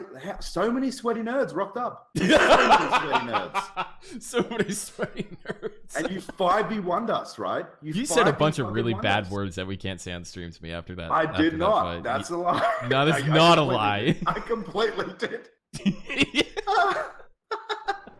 I'm So, glad you can we laugh did about that. it now. Well, we did. What week is that? What week was that? Let me fucking look at this. Serendia. So, whatever week that was, no, not then. Fuck, when is that? Anyway, so we did that. I can see it. No, that's not it. You had a little thing with Hexes for a while, didn't you? It was 2 weeks, and so the week after that, they took it first, right? The week after that, we had an unawakening fight, you know, at like week 56 or something. And then we 1v1'd when they started on our base. It was a lot of fun, but you know, it was kind of a stage fight. Okay. Week 56. This is why there's that clip of me, and you know, we're all allies with Notorious, so gets man up on that. And there's that clip of me just shouting like, Notora, what? Notora, what? You know, this is how you open a gate. So that siege, we were pushing through you guys to fight Hikamori, and Hikamori they brought a lot of people, dude. So to fight Hikamori, we built 85 right people. I remember that. They brought 85 people. That was one of their high points. Yeah, but you were right there as well. So you guys were blocking us, right? So we had to go through you guys to get to Hikamori We were holding. to push into the base, which is really hard, right? Yep. You know, and we weren't. I mean, this was really hard. And Notorious and Pixel were with us. So Pixel was, I don't know who they were holding off. Maybe they were fighting you guys as well. Yeah, they but were. Pixel, but right? our They defense probably team didn't bring that many. Yeah, our defense at that point, Pixel was barely tier 1, and our defense guys were. Yeah, so you would have demolished. Yeah, so it was us, Notorious, Pixel. You had Fortune, who had like 50 or 60 people on my base the whole time. We're pushing through you guys to push Hikamori, and really, their kill to death on that was dismal. That was the reason. That was the week I shed them. So we started doing 2-week rotations, and I gave them their 2 weeks, and I was like, your kill to death is so far off that I don't need another mouth to feed at this point. Right. And so I never I said that directly to her, but I set them up with Hexus afterwards, and we moved on to Calpheon and the whole show thing. Yeah. Yeah. There's I'm pretty sure there's a movie with that, or a TV series. I think it's Larry David's Curb Your Enthusiasm, where they like pass the receptionist off because she's so bad, but you try and do it like nicely to the person, like you're doing them a favor, but you're completely handing them like trash. I really want to say Cassis does a good job. She's a nice girl, and I'm not Number really one guild. speaking ill. Number one guild. I'm not speaking ill of Fortune or anybody that was there at the time. It was a pragmatic decision, and that's the stress, is you have to use these relationships and all the alliance and all that stuff. That's why I'm not doing that shit anymore, man. It's just me and Fresh working together, and sometimes, you know, it works out, cool. Sometimes it doesn't, you know. Let me go. Okay, so this war, week 56, Serendia. We pushed. So we told Notorious, guys, hold Hexus. Just hold Hexus for us. That's all you have to do. That's all you have to do. So we've got Hikamori down. We kill their base. Boom. Notorious drops as well. And I'm like, what? Yeah. When the fuck? What? They didn't say anything. And then I get this message. Yeah, sorry, Sarge. We left the gate open. I'm like, what do you mean you left the gate open? So that's right. That's right when Notorious took in, and we talked to Pax a couple weeks ago. That's right when he took in that merger that made him really strong. Right. But like he honestly didn't know what to do with it, and so his shot calling was a little bit off. And he goes, "Oh, that's when I had the gate open thing." It's like, yeah, you're kind of a big sledgehammer, and you're a skinny little dude that never used one before, and so that was it. Took him 2 or 3 weeks to kind of get that going. But they left the gate open. Yeah, they left the gate open. Paladin Katia, who's probably hiding in the bush because we caught him doing it. He's probably hiding in the bush. Right, I've caught him doing it in a node. One of my tamers found him. He's like, he's here. She like pings this little bush. I'm like, what do you mean? I see this little paladin pop out, and so he's CTG'd and they just axed him down and killed them. So now I'm like, well, fuck. Okay, straight to Aftershock. Boom, we've got to push Aftershock right now, Yeah. So now we're trying to push you guys. I'm pretty sure we got you down to like 30%, but Hexus was full committing. I just had to try and do something, right? So Hexus was just full committing. We were pushing for Hexus to get to you guys, and that's a lot harder than pushing you guys and Nick. They got a foothold on you guys, and we were just screaming in comms. They're axing us, and we're going, "Hold the line! Hold the line!" Just as long, as hard as we could. If people were streaming back in those days, that would have been. I was just we were all in one comm, just screaming, "Hold, hold, hold." And to be honest, I was just so disappointed with Notorious. I was so disappointed, and it's a good meme now. It's Gate hashtag Gate.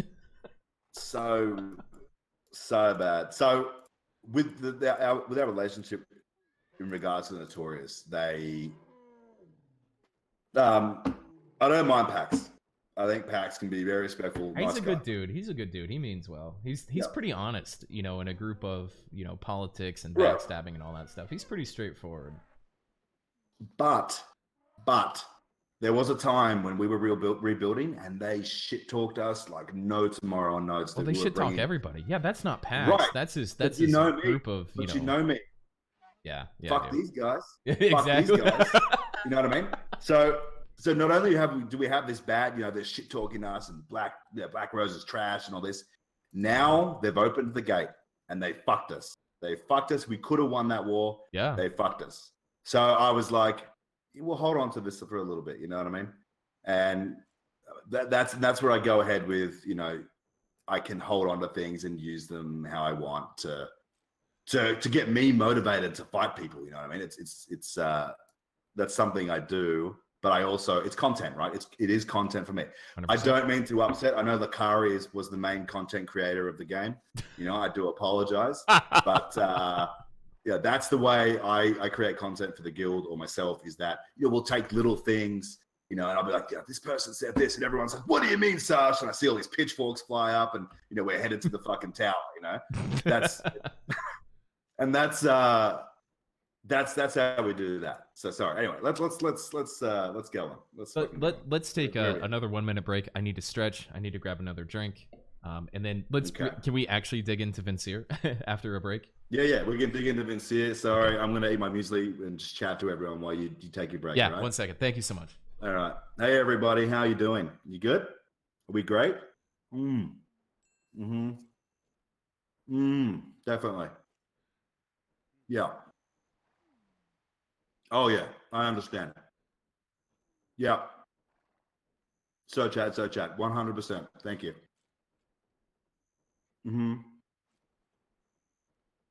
Fuck you, Sasha. Yep, thank you. Big Sexy. I don't know, dude. Ask Barcode. He's probably with the other 30 people that got banned from BlackRose, right?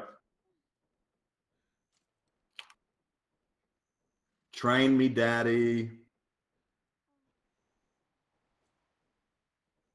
I miss you. Hey, Banya. Can you personally train me? Sure, if you're in Sydney. Sasha is a burrito. Hack Rose Detective.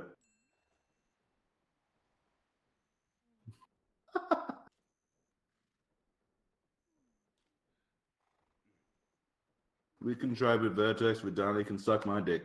Yeah.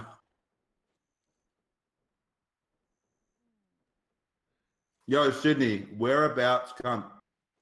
Bro, come on. Sasha, why did you call? I don't know who you are, Nick Gaz. I don't know who you are. Paladin is more Chad. So I should tell them how you make us wear helmets. Sasha, helmet. Jeez, guys. So we're going to do a little plug while Tim's gone. I will be streaming in a couple of months. Make sure you tune in.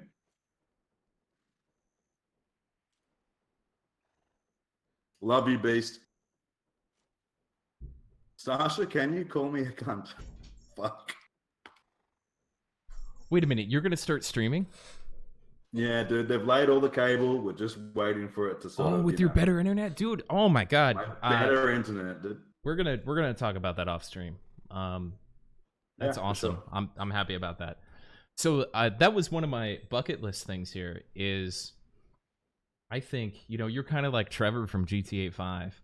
I think you should really, if you can muster it, you should totally yell at chat right now to shut the fuck up and get on the rock or something like that. Just shot call chat right now in your most Sasha, Chad, Alpha, get on the rock, shut the fuck up, chat, you cunts. I don't know how. How will I do that? I'm not even G'd up. I was wondering if shut you could the fuck up and get on the fucking rock.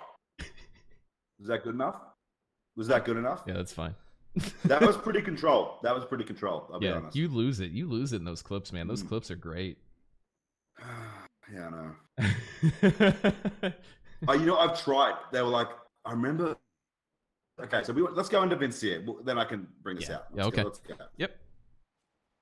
So kick me off. Give me something. Throw it at me again. Okay. Give me the question. So you're sharing a guild with Paladin Katya ostensibly, which is my favorite word. Mm-hmm. But basically, you're probably more in contact with Firen, so maybe you're sharing the guild with Firen. So you're a little burnt out from the GM. The offer of let some other asshole have the red border, and we just get PvP. My perspective, maybe that'll set you off. BlackRose, and what were they? Yeah. Were they Hexes at the time, right? Getting together, because we just went through that whole Serendia thing, and we're like, we held off BlackRose. We could say that. We could fight BlackRose. Are we going to win? Probably not, but we're there. But Hexus would kill us with 75 max people. We've got 95. Holy fuck. Everybody was scared of Vincere. Dead scared. Going to Valencia is scared. So how did it work internally? And what were your expectations of this guild? Because that was the biggest hype that we've seen in a long fucking time. So for starters, I bought Salt Dogs. So Salt Dogs, we've been gaming since BDO. He sort of came into the guild back on Uno, and we're really good friends now. And obviously he's basically my second in charge, right? If I'm not here, go to Salt, or even if I'm here, go to Salt, please. Give me a breather. Yeah. But he does everything for me and everything the guild needs. He's there always, and he'll delegate and do the rest of it as well. Obviously, I've got other leadership that, they all help as well, but Salty's basically my right-hand man. And then we went into it as a four-way split. So it was going to be Salt Dog and myself leading, which I was happy with, and then, Firen and Paladin. But basically, but we've spoken about it before we started, but the guilds both had such a different point of view on things, politics and all the rest of it. Obviously a lot of the time we're like, fuck it, who cares what people think, let's just drop. Everyone fucking complains about us anyway and cries, and if someone's gonna get memed, it's gonna be BlackRose or whatnot, and it's whatever, we don't give a fuck. But I really found that Paladin and Firen, and I shouldn't say no offense, it's probably gonna offend them, but they really nice guys, but their approach was how they looked, keeping sort of out of, in a really good spotlight for everybody. It sort of felt like no enemies or anything. That's how, you know what I mean? That thing where there's too many people you're good with and happy with. And it was just kind of this boring approach, I'll be honest. It was just this boring approach. When I came in shot calling, obviously I was am I a robot? No, you're good. You're good. I'll if you're more than robot for 15 seconds, I'll let you know. Okay. Oh. Hold on. Let me switch servers again. Hold on. Let me switch servers again. You're right.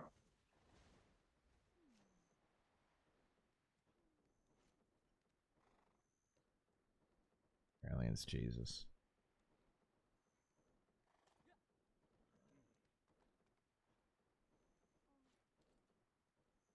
All right, let's try again. All right, can you hear me? Yep, perfect. You're good. Okay, so I just paused your stream, but if you had it on where I could do a lower setting, maybe I'd get a little bit more bandwidth. Dude, you know look, what I mean? I applied for partner, man. I'm crushing it with this BDO content. We got to get Twitch to wake up. I'm going to TwitchCon too, you know. Yeah. Like I'm gonna go, hey, what the fuck? They should do it. Okay, so I paused the stream. It's whatever. I think chat still goes, right? Chat still rolls. Yep. Who knows? Yep. Where was I? So just different points of view. So they wanted to keep everything pretty chilled and everything's, you know, it just wasn't us, you know. Salt Dog and I are like, yeah, fuck this, fuck that guild. Let's fucking drop here. Let's drop there. Who gives a fuck? Like, you know, it's whatever. It's PvP. Let's fucking do this and that. And then it came to the shot calling where I was going to be the shot caller. That was one of the stipulations. I was going to be the shot caller. Of course. If I wasn't GM, I'm shot calling. Because to me as well, if I gave up shot calling, first of all, I probably wouldn't enjoy the game. Yeah, we're those types of people. Like, there's something wrong, you got to speak up or yell or tell people to get on the rock, right? Like, exactly. You have that. You're either that person or you're not. Yeah, and it's one of the things I enjoy. Like, my enjoyment out of this is shot calling and seeing what my guild can do or can't do. Right? It goes whatever way. And yeah, you know, of course I get heated and I'm loud and I'm aggressive when I'm doing it, but that's just how I do it. I can't do it any other way. When we went to Valencia, they were like, "Okay, Sasha, you can't say this. You can't say that. You can't call everybody cunt, Sasha." Yeah, you've got to be more respectful. You've got to really bring it in. God. And dude, I did it. I think I did it. Can I get my Really? guys telling me if I did it? I think I did it. And Salt was like, "Dude, you did really well." And then I slipped up. Sorry, I did do it, but the first node war, it was a snipe, and someone said I was too aggressive. Why is this guy yelling at me, telling me where I need to be? Why is this younger man telling me, like, this what? younger man? Do you know what I mean? Do you know, like, just ridiculousness? And so this I is was like, okay. Well, let me sidetrack for a second. So we've had an aftershock internally. Okay, start the memes. Let's get in chat. You know, GM of Tim Allen interviewed as GM of Aftershock. History, yeah. So we've had this struggle of really aggressive and slightly negative shot callers. We have one. The previous GM is actually really toxic. He's just like, "You fucking pieces of shit. You better get right the fuck where I say you are, or I'm kicking every single person." And maybe they just don't believe him, you know, and it's just kind of like his way, and nobody responds negatively to it. But we've had some shot callers that just like, maybe it's frustration, right? Maybe it's like when you don't channel that frustration into something positive, you know, and getting on the rock in that whole clip and meme is fine. But we've had such a struggle. If you were a shot caller in Aftershock, I don't know if people could deal with it. And I think it's so funny that you're so successful, and you have this following almost, and now you're the meme, you're the best shot caller in A, you know, especially after this month. And I wonder how many guilds you'd really be successful in. And it's funny that you bring that up with Valencia, because that is a clash of two different guilds, you know, on the outside looking in. And so it's funny that it took one node war before you slipped up. Well, so it was a node war with a snipe, and I was like, all right, we're gonna do some practice. That was it, basically practice on this fort, because I don't know these guys. I don't know what they can do. Are they gonna listen? You know? And I think I was a little bit too aggressive, and some people were like, trying to mark your territory, right? Pardon? You're trying to mark your territory a little bit, maybe? No, just how I shot call. It was just like, that's how I do it. And they were just like, you know, I have a stressful day at work, and I don't want to come home to an Australian man yelling at me. I was like, what? That is your American accent, by the way. That's your American impression. It must be. So shit like that, right? Shit like that. And it was like, I had a stressful day at work. Do you know what I mean? So oh yeah, I know what you mean. Please. So that's sort of shit would like happen. So anyway, but Salt was like, okay, Sash, you know, you did well. You just need to reel it in. The guys say you need to reel it in. I was like, fuck. So all right, Salt, I'll try. You know, I'll try to do it. So I did it, I think, for a couple of wars, and until I had a 2-week break. What so did those I don't know shot how long calls sound like? was alive. Hi, hey, you guys are doing really well. Keep pushing. Great job, guys. Yeah, dude. No, really? Where's your helmets? Why are you, why are you there? We're on the fucking east. Why are you going west? Do you know what I mean? Oh my god, I would pay so much money to hear those shot calls. I really would. Of you trying to be I mean, positive. you're more than welcome to sit in one day, you know? You're more than welcome to No, sit in no, one the day. positive ones, the one where you're trying to do. Oh, the positive ones? Yeah, well, we weren't allowed to record comms, right, or stream comms, like most guilds. Anyway, yeah, so Salt used to give me a checklist before every node. He'd whisper me, no whys. He's telling me right now. He's completely right. No why. What else, Salt? What else he's going to tell me? It was no whys, no this. Like, why are you there? He's like, don't say why you're there. Oh, no, you know, okay. These guys can't be questioned. Like, you can't do this. So he'd tell me these. He'd give me this little checklist before every war. I'd be, all right, I'll try. You know? And I did it. But then, dude, I got so burnt out over there. Like, I was already burnt out, right? Obviously. But then I went in and, you know, I had like, you know, and this guy's probably going to be like, I didn't mean it like that if he watches this. But I remember one wizard, my guys came to me and they were really pissed off. I was like, and when I say my guys, the BlackRose side of the merge, right? They came to me and they're like, Sash, like, this guy was just saying this. I'm like, what do you mean? He said, basically, I'm not going in when Sasha says to go in. I'm not cannon fodder. Like, what? Oh my god. Like, how elitist? How good do you think you are, dude? You will fucking go in when I say to go in. And then I had people, you know, we fought man up on this node, and it's man up, and it was 1v1. And I was telling them to do something, and I had, you know, they were supposed to run to the sides and go up on this hill, right? Yeah. Instead, I had these idiots like running like, straight up the middle and just dying instantly. You know, just stuff like that. And I wasn't supposed to shock call. I was supposed to be out that day. They were like, we need you here. It's Paladin can't log in. I was like, fuck, dude. Like, I had shit to do, you know? And it's not often that I'll miss a war. So, you know, I log in, I do this war. I thought it was going to be a snipe. And then they're like, it's man up. I'm like, get the fuck out of here. And they're like, it's man up. I was like, oh my God. So, like, you know, we spent however long fighting man up on this node. And the complaints, like, why did we do this? Why did we make this call? Why did you say to CTG? I'm like, dudes, let me tell you Monday morning something. quarterback, yeah, 100%. Oh, dude, yeah. Man Up was up on this hill, right? And I'm sure any Man Up member that's here probably remembers fighting this here in Valencia. Man Up's on this hill, dude. It's Man Up. They're so strong. They're up on the top of this hill. And what we had done is I pulled all my guys onto the end of the cliff at the opposite side of our fort, right? And Man Up collapsed on the fort, and I made the small group of us that was on that rock, they PA'd and they pulled Man Up back, right? And Man Up dropped down our fort and pushed them across that rock. And then I had everyone that was dead, which was like the other 50 people. They all respawned. So we did a big fucking coordinated revive, and we collapsed on Man Up from behind, and we wiped most of them out, right? So we baited them and then respawned in the back of them. So it was great. You know, just shit like that. And then, but then Man Up's already coming back up the rock, whatever. And I could see them pushing into the sides. And I said, you know, we've got no annexes left. There's nothing left. And we're back in this base, and they're coming from each side. And at this stage, you know, I know what's going to happen. They're just going to collapse. We're dead. We can't fight them. They're so strong. Right. Yeah, we cleared them off and stuff, but this is it. We have nowhere to go. Now we're stuck. And I told Paladin or whatever to go out there and get ready for a CTG, because he finally came back on, right? Is that what you called him, Paladin or whatever?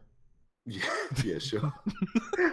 And so people were like, yeah, we should have stalemated instead of CTG. So I was like, Paladin, call the CTG. But I'm dead at base, right? So they CTG and no one takes over shot calling. Oh, God. No one says a word. And, you know, it might have been partly my fault, but no one even stepped up. So they did the CTG on Man Up while they're all at our base or whatever. And not only did we CTG, one of the guys, CTG'd right next to the elephant nurseries, right in front of fucking flame towers, you know, whatever. And we got absolutely dumpstered on their base, and they killed us. But we still gave them a fight, right? It was still probably a fun fight. Sure. And but then I had people just, you know, I wasn't supposed to be there, dude. I was stressed. You know, I'm fighting Man Up. I fucking don't know. I'm fighting Man Up. And then these guys are complaining, and I had to speak to individuals after. And, oh no, you know, that's your strong suit, right? Fuck, dude. You know what? I'm actually good at speaking to people.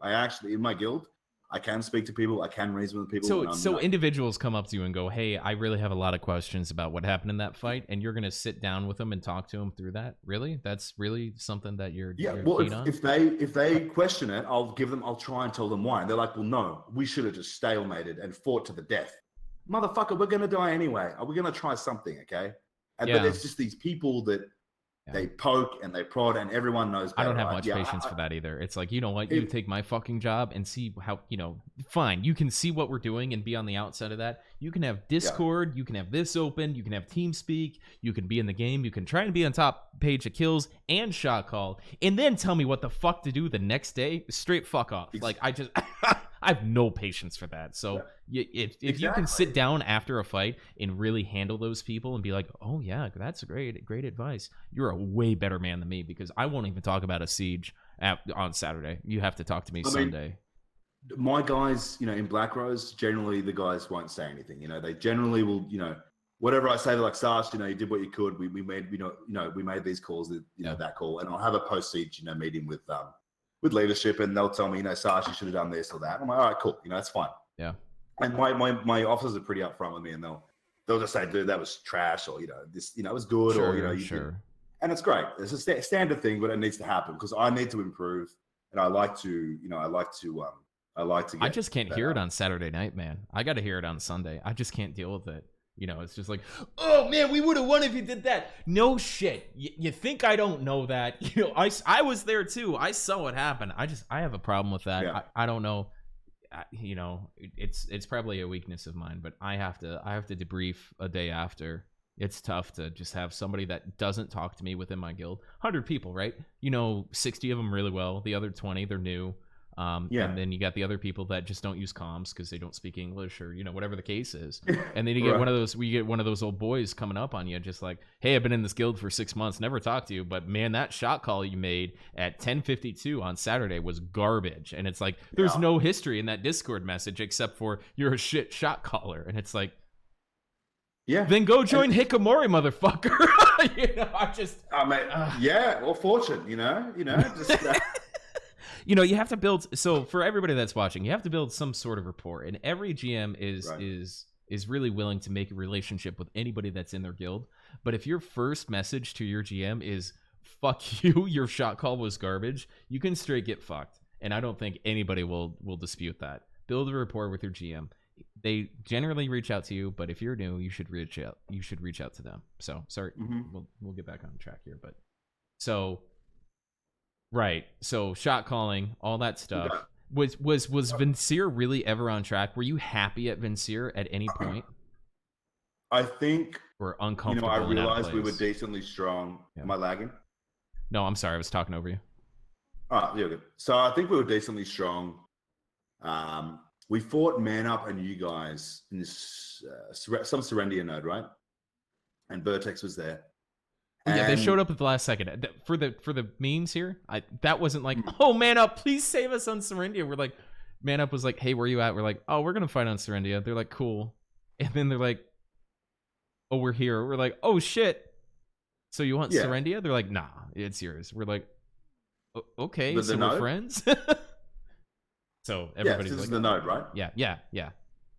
Okay, so I don't know. I think it was just you guys and them. It could have been a couple more smaller guilds. I think there was maybe one other guild.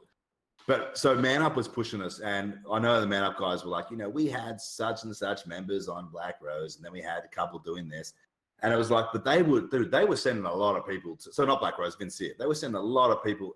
It's not even pronounced Vincier. This is why I didn't even. Why did we call it Vincier? Vinciere, or whatever the fuck. You obviously had no part in that. Shit. Wait, what? How is it pronounced?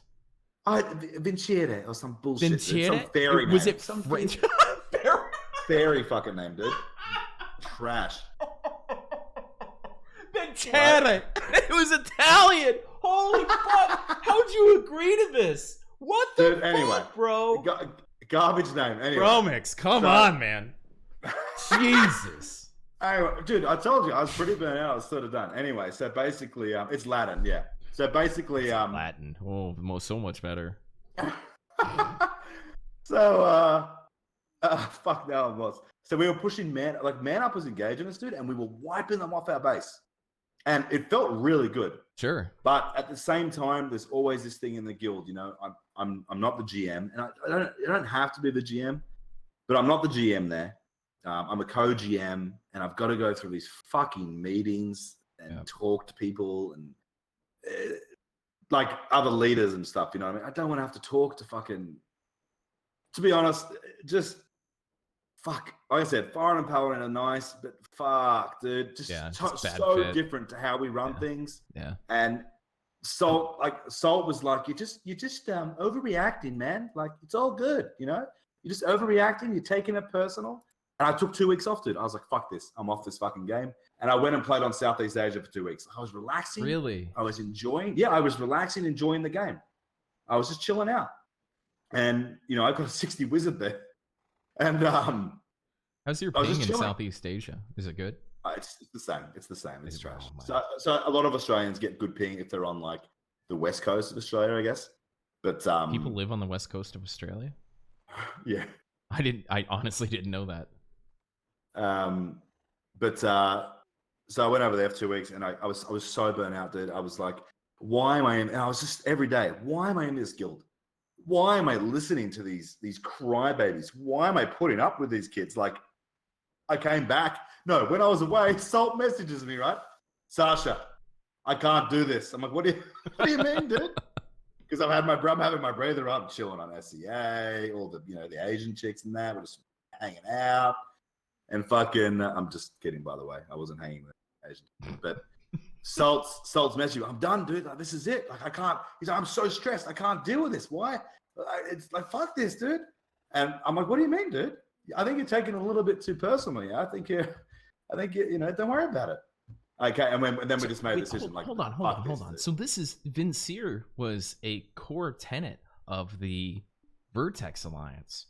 So you're taking a 2-week break. Like, let's get some context on this. So the main shot caller, the alpha of Vencere, is just on a 2-week hiatus. Salt Dog is thrown into the mix. And so is this where the kind of beginning of the end came? Because it wasn't what you guys got Valencia? What was you guys broke up just right after you took a major thing. That was kind of the start of all these guilds dying, was Vincier, right? So where was that in relationship to your 2-week break in Southeast Asia? I don't know. I think I came back and I was just like, no, that's it, dude. Like, that was it. Yeah. I can't remember when we took the region. It would have just been like a rotation thing, right? It's a standard thing. And I just wasn't having fun, man. I felt honestly like the guys said, like, they were like, what's up? Like, what's wrong, man? Like, we're doing so well. And so many of my guys, when I said I can't do this anymore, Salt and I, we can't. That's it. So many of them were like, yes. But then I had a lot of them like, Sash, what do you mean, dude? Like, we're fighting man up. We're such a strong guild. I'm like, we're not. Like, it's strong on paper. Right. It does okay, but it's gonna fall apart. We can't do it. Like, Salt and I cannot handle it. Like, we're not having fun. And we need to have fun too. I'm not gonna sit in that guild and fucking, just hate every minute of BDO. We already had the lag and all that bullshit. Yeah, they lost to Hybrid. They lost to Kayukai in Vincere, right? They lost to Hybrid or whatever. And my guys, but I was getting messages during this node war like, Sash, when the fuck are you off your break? I'd been on my break for like a day, dude. I'm like, what? Fuck off, guys. Like, literally been gone for a day. And I remember that now that you say that. Wishfairy was just high off of his mind after that. He was crazy. Fucking Wishfairy was shot calling, apparently.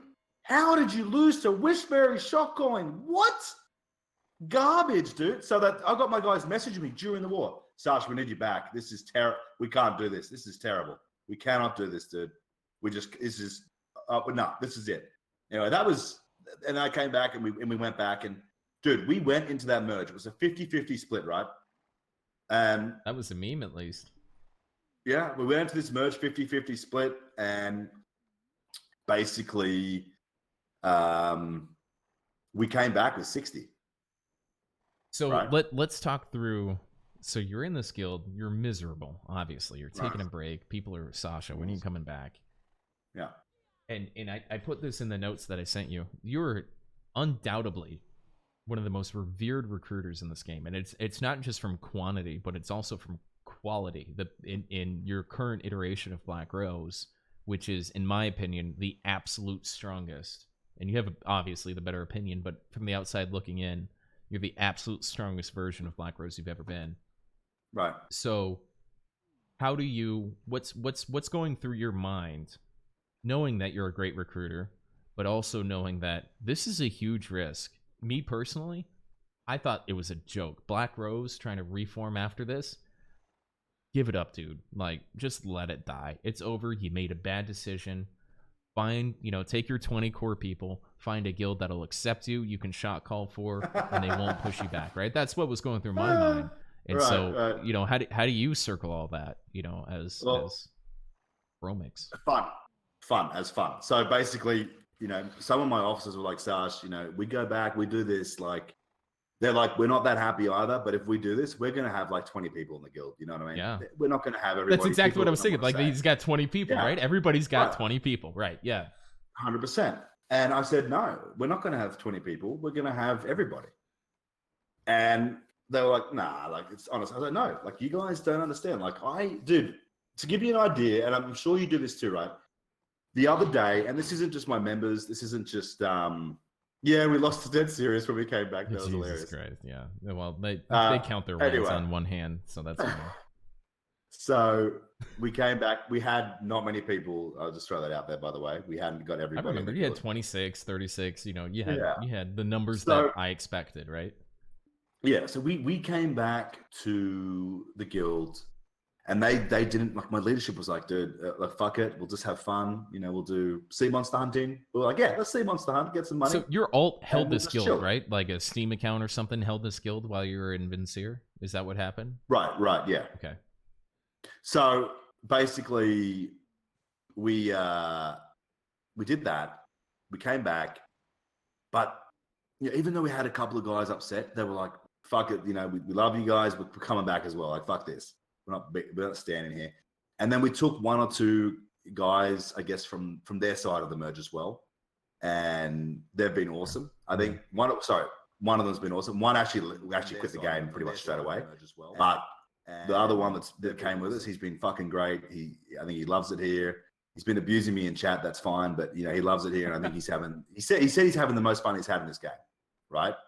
And then we also, that extra 10 that we had was like, recruits that we had in the guild in that merge that were like, we prefer you guys, and we want to come over with you, and they came over as well.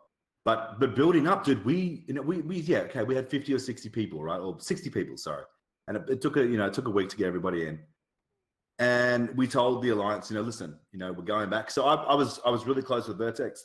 I've got a lot of friends over there, and I hope we're still friends, even though there's all this salt being thrown around right now. We'll get to that. But I spoke to them about it. I'm like, listen, I'm getting out of here. They're like, Sash, like, please just like hold it together. I'm like, I can't. It's done. This is game over. Like, we're the fuck out of here. I'm like, I'm still gonna drop, and I'm still gonna fight, right? So we still dropped Valencia. We still dropped on Calfin to fight man up, and this, to be honest, when we dropped on Valencia, I think we had around 50 people drop, and we had 60-ish in the guild. We had 50 people show up to this siege, right, in Valencia, and it was basically all allies. And I mean, this is gonna sound bad, but basically, we had fun. We had a great. Everyone was just fucking around. We fought rage. Like, they're all allies. We just had this. You've probably seen that clip of us on that big tower, right, the siege tower. We drop into Rage's base or whatever, and we're just we're just jumping around in the desert. We had a really good time. And then Velocity, apparently, this is what I was getting communicated, wanted to do a few pushes on us because they were getting this region. And they were doing these pushes on us, and we were just wiping them with, our 40-man offense or whatever it is. Wiping them. We wiped them so bad, we just wiped them all the way to their base and then wiped their whole fucking base out, like everything in there, and took it out of 50% or some shit, and then we left. That was it. We gave it to them. What I didn't know, and this, to be honest, this kind of started putting me off helping other people in the Alliance. And what I didn't know was how much shit talk they were saying in general chat to my guys, you guys are this and that. I can't repeat it on here, obviously, yeah. TOS, but, just stuff. And I was getting sent clips of this after, and I'm like, are you kidding me? I'm like, why didn't we just take Valencia from them? Like, they were just being so rude, so disrespectful. I didn't know this at the time. I didn't get any of these things till, I looked at my Discord afterward. And that's sort of when we started, we'll go have fun.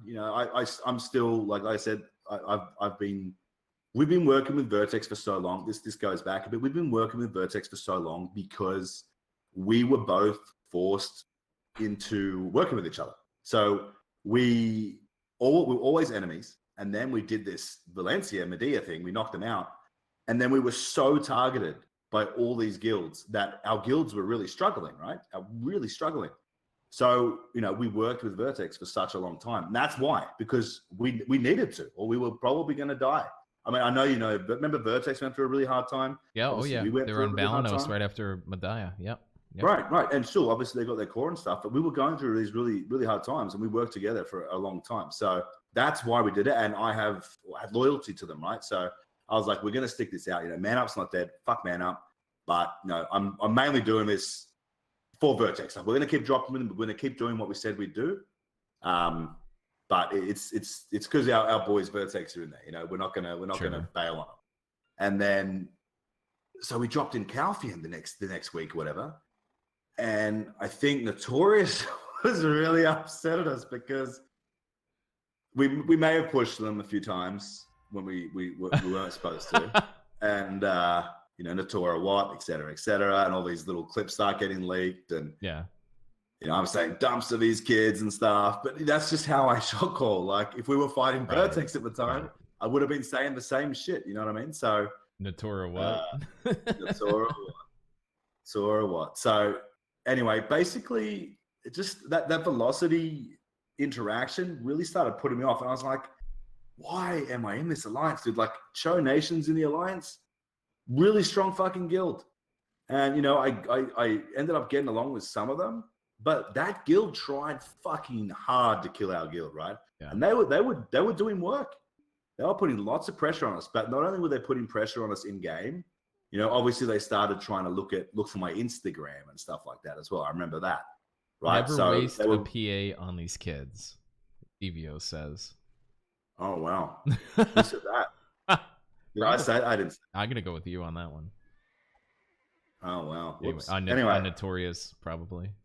Oh, fuck. Yeah, well, you see what I mean? Anyway. Yeah. So, Cho went really hard on us and stuff. And I was like, so we're working with Cho, who tried to kill our guild. We're working with Notorious, who shit-talked us for a long time when we're doing No Wars. We're working with Velocity, who, completely shit-talks us and fucking hates us as well. Whoever else was in the fucking thing. The only people we really out of the big dudes was Vertex. That was the only reason I was there. Yeah.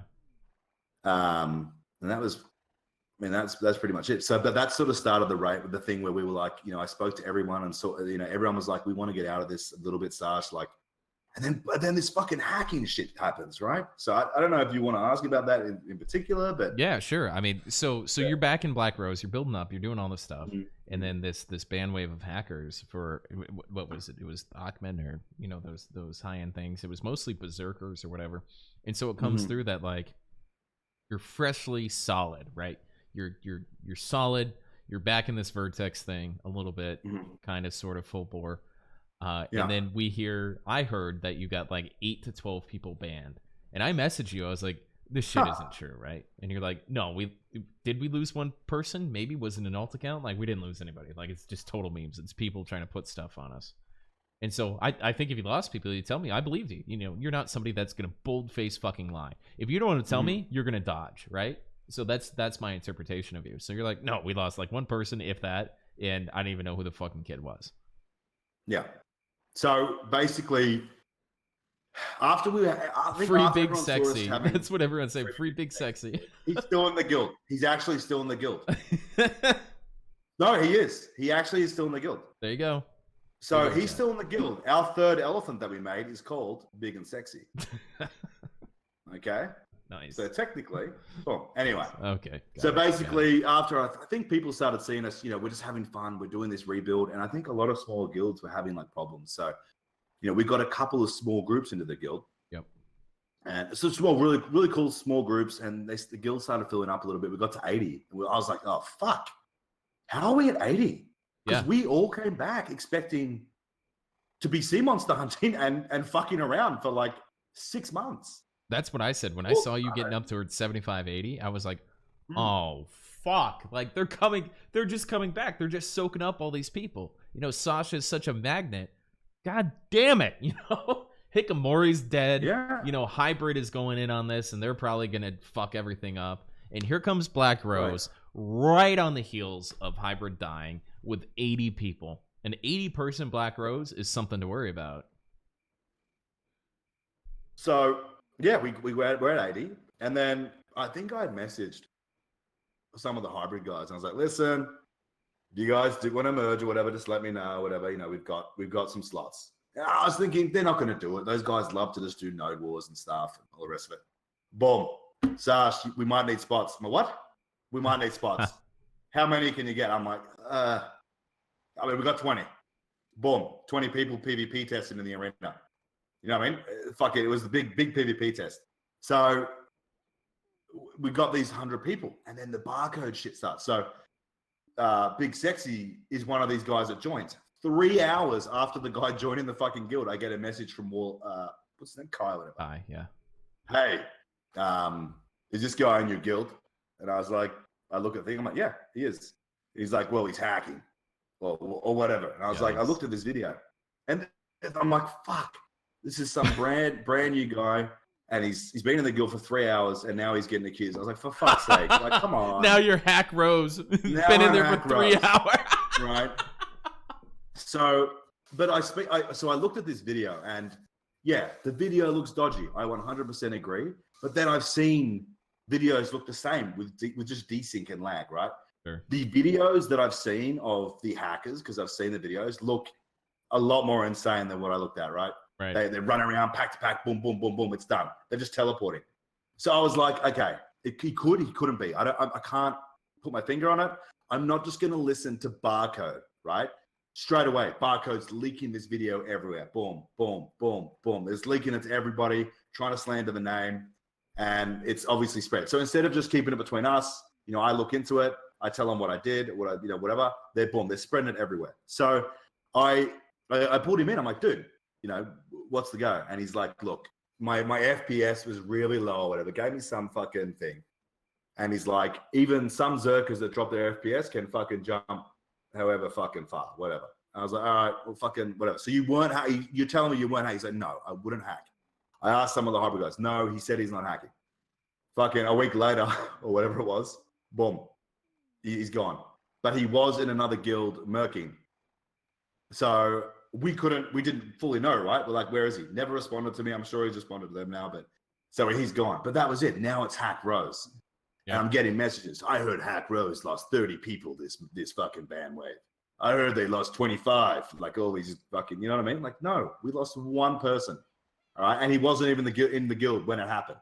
So complete bullshit. Everyone jumping on this bandwagon, everyone listening to, and I'll be, you know, the streamers, because the streamers can, it's like the media, right? You guys can spread whatever you want, really. And people will be like, yeah, you know, I heard this, this, and this. And that's it. So now we're Hack Rose. Everywhere we go, dude. That's what I mean. We've got that Salt channel, Hack Rose. Why don't you use more hacks? Why don't you use more hacks? And then they're talking about, so we go to Balanos. And I spoke to Winters and stuff, and I said, listen, I'm bouncing to Balanos. You guys have got this. I've got to go fucking deal with Barcode. Fuck them. And that's where I come in again. I'm using something to, you know, for that emotion or whatever, and I can go and I can go fucking fight these guys. And I think Barcode's a strong guild. They are a strong guild. But I think they're pussies, 100%. Well, let's take a minute and dig into this, because this is kind of a thing. You know, we've been talking about this in the backline, right? It's like, you know, fuck Barcode. And so why, you know, you had this kind of complicated relationship with Barcode, with Orca. What is so much worse about the Kinetics version of this? Because, you know, he streams often. And he comes off as, you know, I kind of hate this meta. I don't want to be part of these Zergs, all that stuff. I just want to sit on Serenity. I'm not dodging anything. I'm just staying out of the way, right? That's a fine message to put out there. I respect that. I understand it. I'm kind of doing the same thing myself right now. What is your problem with the Kinetics version of Barcode? Point blank. Well, I don't know if... I mean, what can I talk about? Because he's a streamer, right? You can't talk shit about the TOS for Twitch is you can't talk shit about his stream. But we're talking about Black Desert Online and the way that he operates within Black Desert Online. So don't worry about that. That's fine. Okay. His stream So is guys, don't leave his stream out so- of it. He's a good streamer. He really is. He engages with his people. He's got a community, all that stuff. Sure. He's a fine streamer. Let's Okay, talk about him well, as a guild leader for Barcode. I'm gonna message you on Discord what happened. You can tell me if I can mention it, all right? Okay.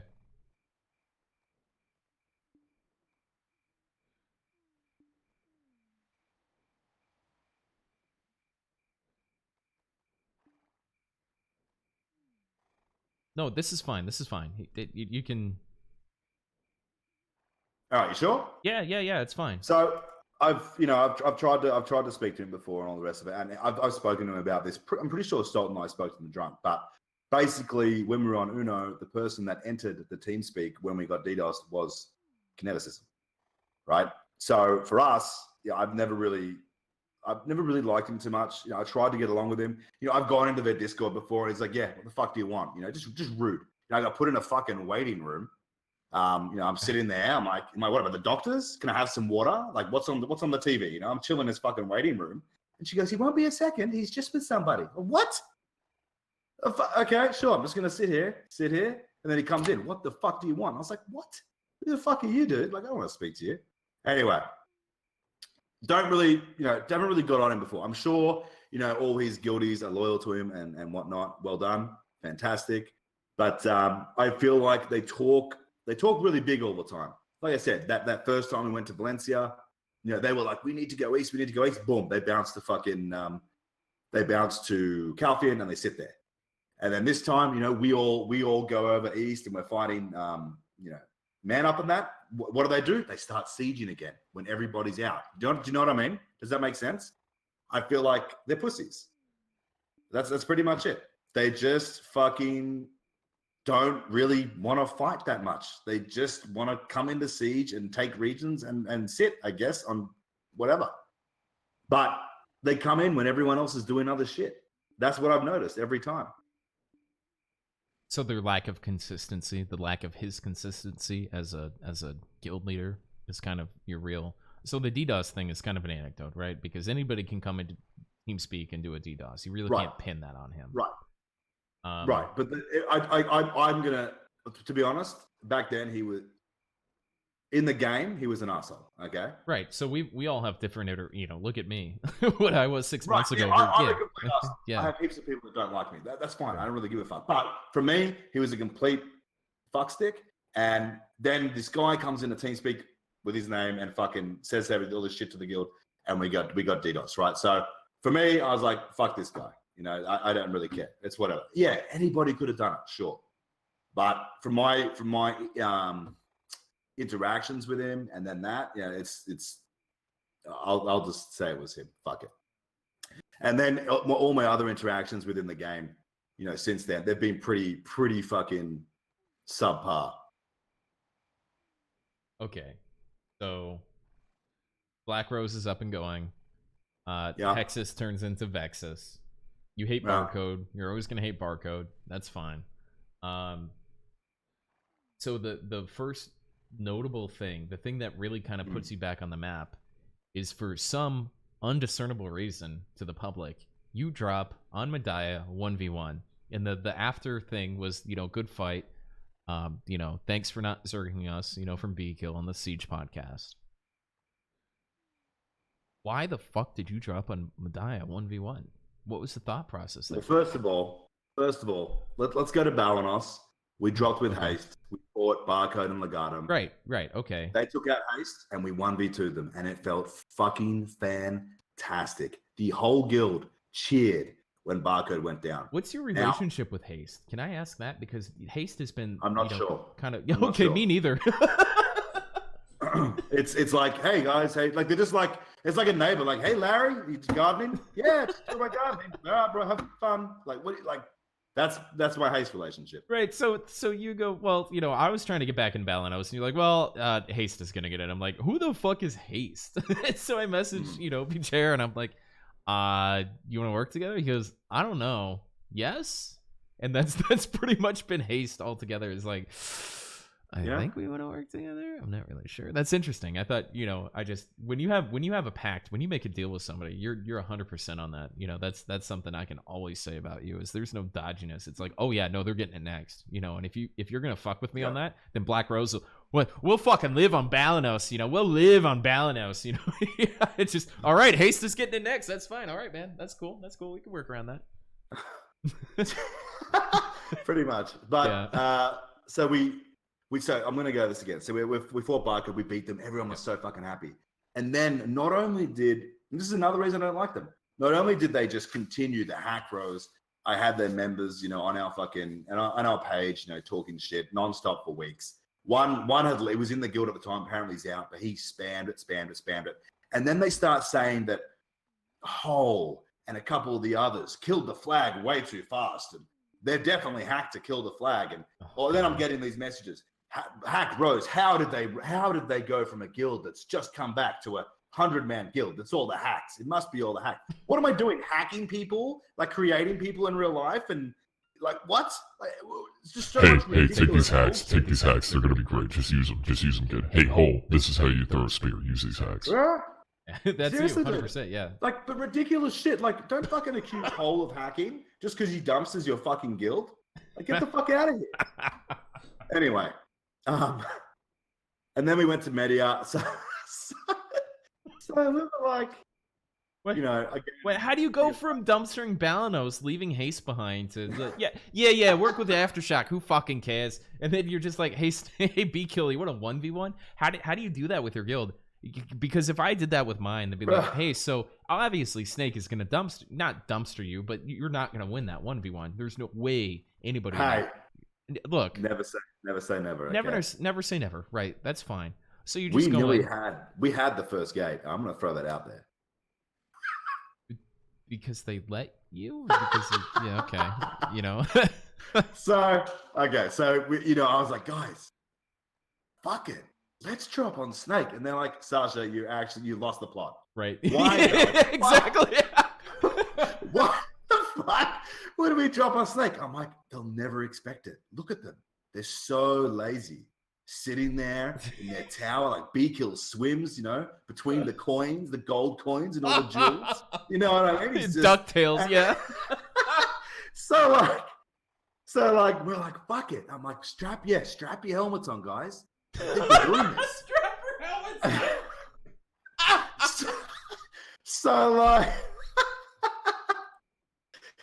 on. Shit, dude. I fucking love my guild. Fuck, man. So we are fucking up. Fuck. So we're going for Media, right? And I say, listen, we're gonna place at the last minute. We're dropping, we're good. Like, they won't suspect a thing. They're like, but Sash, you've got to fucking let the guys know where we're placing. You've got to let them know. I was like, fuck. So I put this thing out an hour before. I don't know if it got to them. It probably did. But we're meeting in Kusha for this fight. And boom. All the snakes there, dude. And I was like, oh. Yeah, you told me that, like, somebody at last second leaked it or whatever the case was. Yeah, my helmet's on too tight. I don't know, dude. Or maybe they are just all ready to go, right? Like, I don't know. Yeah. So I probably think they're just all ready to go. They're like, oh my God, we've got to fight. And they're probably happy they got to do something, right? But, like, we dropped and I think we wiped them once or twice. That's it, right? Man, 60 to 70 whiz witch. I'm like, we push a ball. And while I'm pushing this ball, I look to my left and I just see like 30 or 40 more. I'm like, well, this is it. We're fucked. And and it was fucking hard, dude. I'm screaming and yelling. Everybody's probably like, fuck, why did we do this? But, we did it. And I think some of the guys had fun. But you know what? It really woke people up. I was like, guys, look at their fucking gear. All right. Look how fucking strong they are. And the Wiz Witch thing wasn't even through yet, right? Wiz and Witch was still nerfed. And I was like, oh my God. Imagine how it would have felt if the nerf was like they didn't have the nerf. We would have just. Well, we also just figured out that in chat, Devio says he just pen rouletted, so you caught him at his weakest. So that's why you got the first gate. Is Devio's pen that's roulette? definitely 100%. Yeah. So we took the first gate. I'll tell you why. They were fully committed on us, right? Everybody was on us.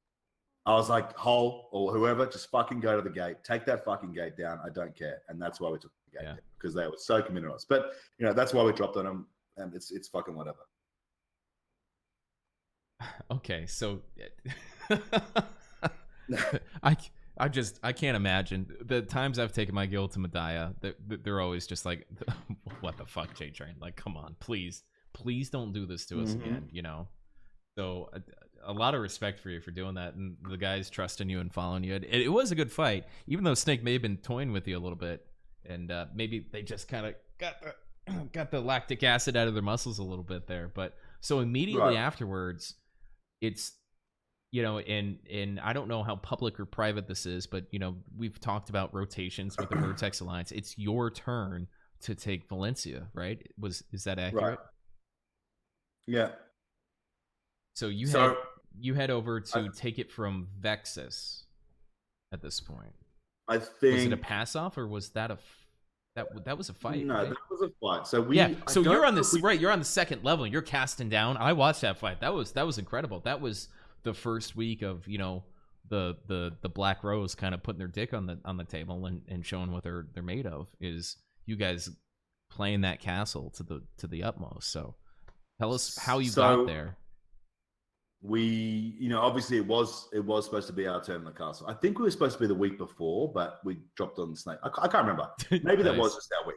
Yeah. So whatever, it was our turn, and I was like, you know, everyone else got a turn, and it was our turn. So, but you know, we said to Fire, and I made sure Salt was speaking and whatnot. I said, get them to fight us. I want to fight them. You know, let's just fight them. And if we don't win, it's whatever. They can fucking have it. Like, well done. You know what I mean? Yeah. But if we win, it's gonna feel so much better. Like we've come back to this guild wanting more fights. We've come back to this guild wanting to have fun and do all this shit. We don't want this castle for free. Fuck it. You know, we've got guys doing seamless hunt a little bit, and it'll cover whatever. You know, it's whatever. So we wanted to fight them, and I'm pretty sure they had a really good fucking turnout. And I know they had more Wizwitch than us, and it fucking hurt, dude. Like, we took the first gate down, we pushed in, we're doing all this, and we had taken the second gate down. And getting through that choke after, and getting my guys to try and understand what I was trying to get them to do, took a fucking hour, and it was draining. It was so draining, right? And that's where you start seeing a lot of guilds. They just start sort of folding, and morale is dropping. And then we did this push, and we pushed in, and we fucking wiped them or whatever. We pushed to the left. We did what the guy's supposed to do. And we took it. And I said, get the fuck upstairs right now. Get upstairs, take the balcony. And we got upstairs, we took the balcony. And then it was just like, that was it. It's our turn now. It's our turn to hold this point. The second you took that balcony, Sasha, you never still to this day, you have not let that balcony go. And I don't know, because there hasn't been all these fights on Valencia. And, you know, Lucari was the guy that would kind of telecast these fights. And so we never really saw too many fights on Valencia. And so this has been so public.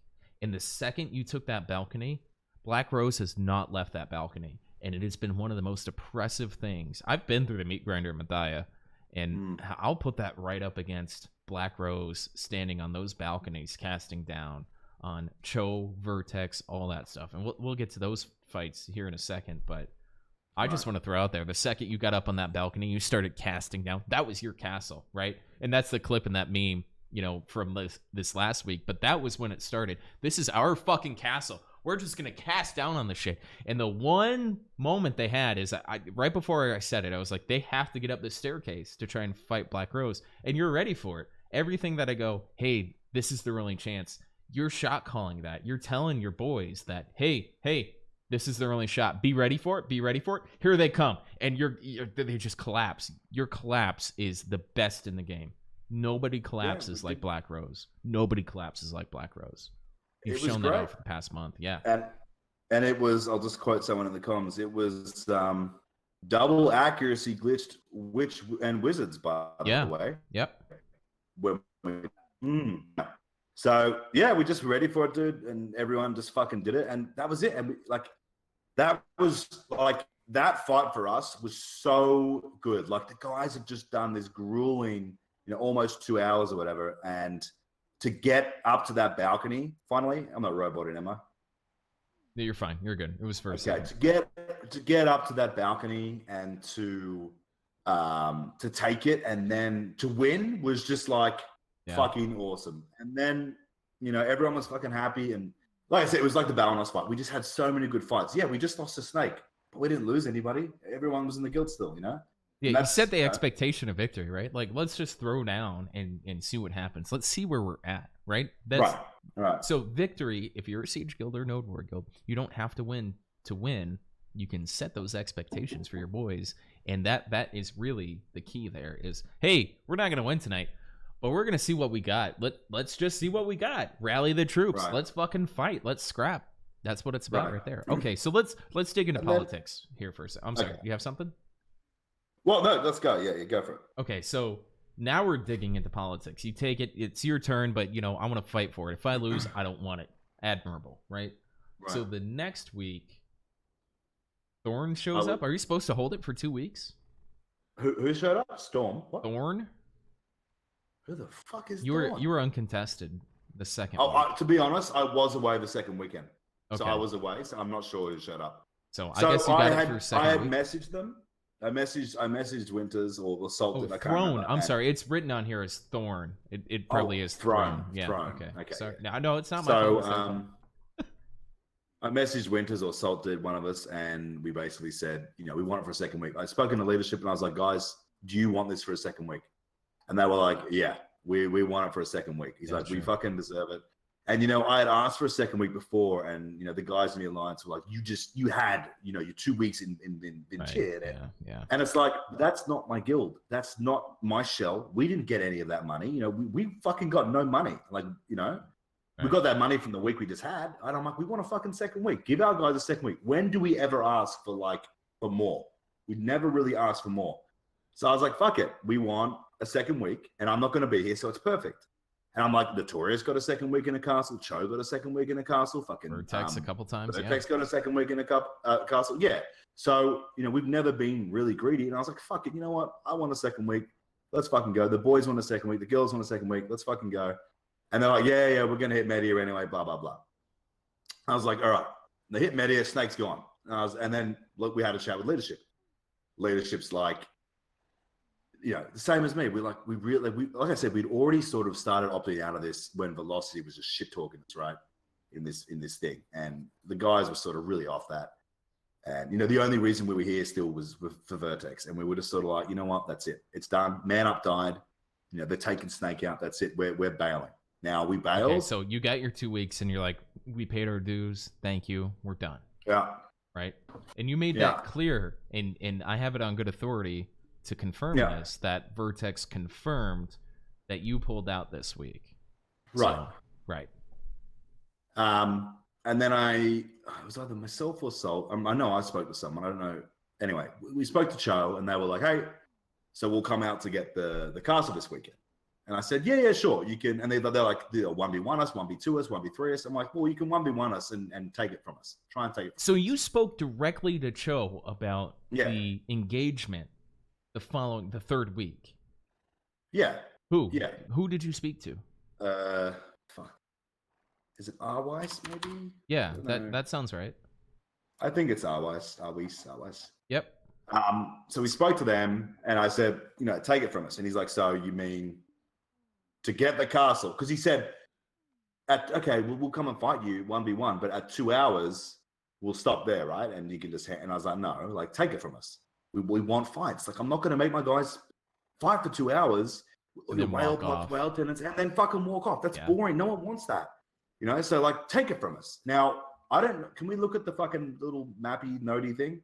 Yeah, sure. When did Cho have Calpheon? Can we just bring that up? The map thing? Cho had Calpheon in recent history. Yeah. So right before Art took it. So there was a Cho Nation versus Vertex thing. That was a couple weeks before. When did that happen? So a couple weeks before, right? Cho Nation. So it was Notorious. It was Notorious, New Era, Cho Nation, and then after the second week of Cho Nation, Vertex and Cho Nation 1v1'd, and then Art took it over. And then we had 2 weeks of Rage. Okay, so Cho Nation had just had Calpheon for a couple of weeks, and then they were coming to get Valencia what's that? 2 weeks later, is that right? Yeah, 2 weeks later. Yep, you're right.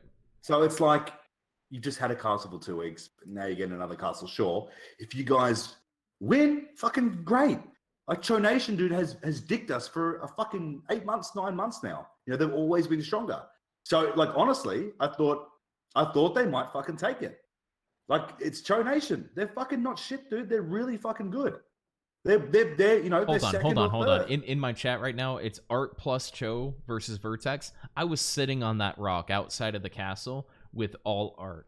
If Art was part of that, there was a large part of you that were sitting on a rock next to me. So I was there. That's firsthand experience. Art took it. That's fine. Vertex won. That's cool. But Art was not participating in that. I was there. Okay. I know you're an Art member. Sorry. Go ahead.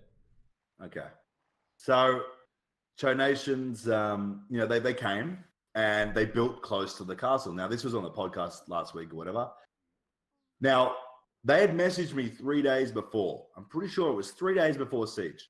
And from what I know, they were speaking to Salt up until the Siege. So where they placed very close to the castle to the point where we could cannon them nonstop, right? From the castle walls. And I think that was a bad position. But I think they might have taken that position to put pressure a lot faster on the castle, right? And to also be able to retreat to their base if we did a CTG or something really, really fast, right? Yeah. But they were claiming that they had no time. And I found the fucking builder building the base like an hour before the siege. So I don't believe they placed, you know, 3 days earlier and or whatever. I feel like they placed that day. According to Salt, you know, the Alliance was talking and who's going to place where and who's fighting snakes. So I don't think they would have placed any earlier than the day anyway. Okay, fair enough. There's some ambiguity about was Art helping or not, but when I came there about 20 minutes before that fight ended, sorry to interrupt you in this podcast, but you're right. It was about 20, 30 minutes before it ended. I was sitting on a rock outside of Calpheon Castle, right outside of that bridge, and I was just chilling with Art, and people from Cho Nation were killing me. So yeah. I didn't see anybody super low or anything like that. If there was some kind of crazy politics, Vertex is going to be here next week. We can talk through that fight next week. I don't want to throw any shade out. You guys can't defend yourself. You're not on the podcast. You're in chat. I get it. We'll do it next week. I apologize for bringing that up. We'll dig into that next week. So continue. I'm sorry. Pretty much Cho built there. And, you know, we didn't have much experience defending this fucking castle. Or castles in general. We haven't really had to, you know, we don't have that much experience defending them. Yeah.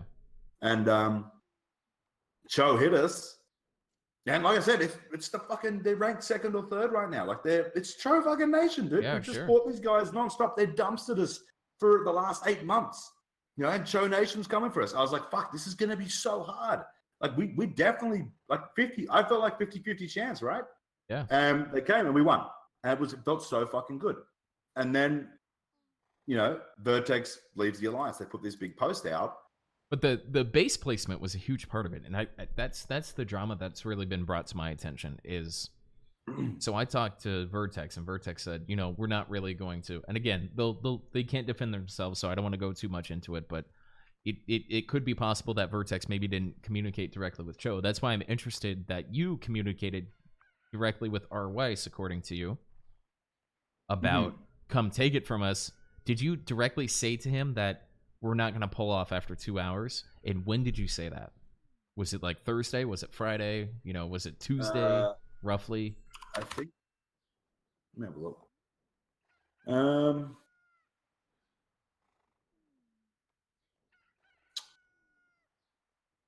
Fuck. No, so somebody in chat says Cho's basement wasn't a huge ordeal. By the time I got out to that fight, you guys were cannoning. In today's patch notes, in Wednesday's patch notes, you can't build cannons within a castle because of the oppressiveness. They had to defend anything that BlackRose did, and they put their flex team out there, and they had to respond to it seriously because they were getting cannoned because they were so close. So let me pull up this map. So this is where the fight was. This is where the fight was, right? So Calpheon Castle, Cho Nation was there-ish. They were in this area. And so you were behind your second gate, just pummeling these guys. They couldn't do rebuilds. They couldn't do anything. They were on the back foot the entire time because they had to break through all these gates to get to you. And so I feel like this is a really important question.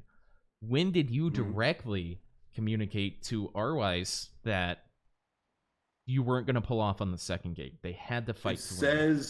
It says Friday for me, so it would have been Thursday for you guys. Okay.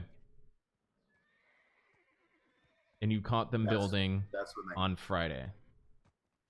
Our Friday. I caught them building on Saturday. Our Saturday or your Saturday? So my Sunday, your Saturday. Okay. Siege day.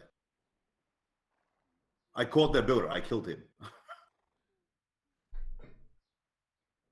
So somebody brought that up in chat, and I just completely disagree. That is, you guys did a great job holding that, but if Cho Nation placed where Vertex placed, I don't know. You know, because you guys were way stronger this last week than you were the week before. You learned from that Cho Nation fight, right? I don't want to speak for you. You know, talk about these fights. 100%. So Cho Nation, like I said, we weren't used to defending a castle. We were pretty garbage. Our flex team wasn't in their own comms. I sent them out to Cho Nation's base, and they were basically RBFing. You know, the directions were shocking.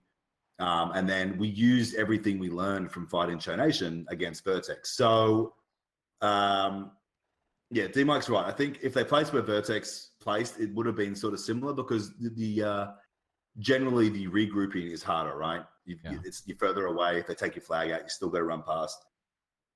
And but I appreciate D-Mike saying that. Thank you for being here. But I kind of disagree. I would have liked to have seen Cho Nation in Vertex's spot, because you guys came, in our private conversations, you did some formations. Here's how you defend this castle, right? You really think I don't know how much weaker Cho Nation is today than Vertex is. They're still close, right? Yeah, open field. Cho Nation and Vertex? Yeah, so open field fights. For sure, dude. Right, I don't know. I don't know. I have no idea. So my concern is, like, let's say you fought the same enemy 2 weeks in a row, and the base placement was different. Do you really think you would have won against Vertex? Let's just take Cho Nation out of this completely. Vertex builds against you both these weeks. You really think you would have won that first week without that in Vertex's base placement? Vertex both weeks. You really think you could have held them off that first week that ended up being Cho Nation? You understand what I'm saying? I don't know. I honestly don't know, because Vertex did well. They did similar to Cho Nation, right? But it's not like we did any sneaky CTGs or anything. Right.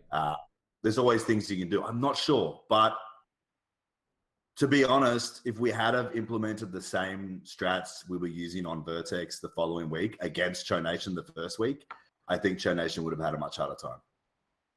Coordinated flex teams. Right. Yeah. Just everything we did. Like I took the guys when Vertex announced they were coming. Now, the reason I said to the guys, this is a pretty important fight. And I said, it's not the money of the castle. It's not about that. Vertex honor. is, like I said, it's honor. They're number 2 and number 3 as well, right? I don't know between them and Cho's number 2 or 3. They're both so fucking strong, right? And both these guilds. So Cho had just come, and it was hard, dude. It was really fucking hard. And then we've got Vertex coming as well. Now Vertex has just announced they're coming for us, and it's like, okay, cool. Let's fucking do this. Did you believe that? Yeah, of course. Yeah. Okay. I was kind of skeptical on that personally. I didn't think they'd show up 1v1. I wasn't sure about that. You think they showed up 1v1? Just your personal. Why do you think they showed up 1v1? Do you think they were going to crush you? Do you think they came in with arrogance? Yes. I think Cho Nation.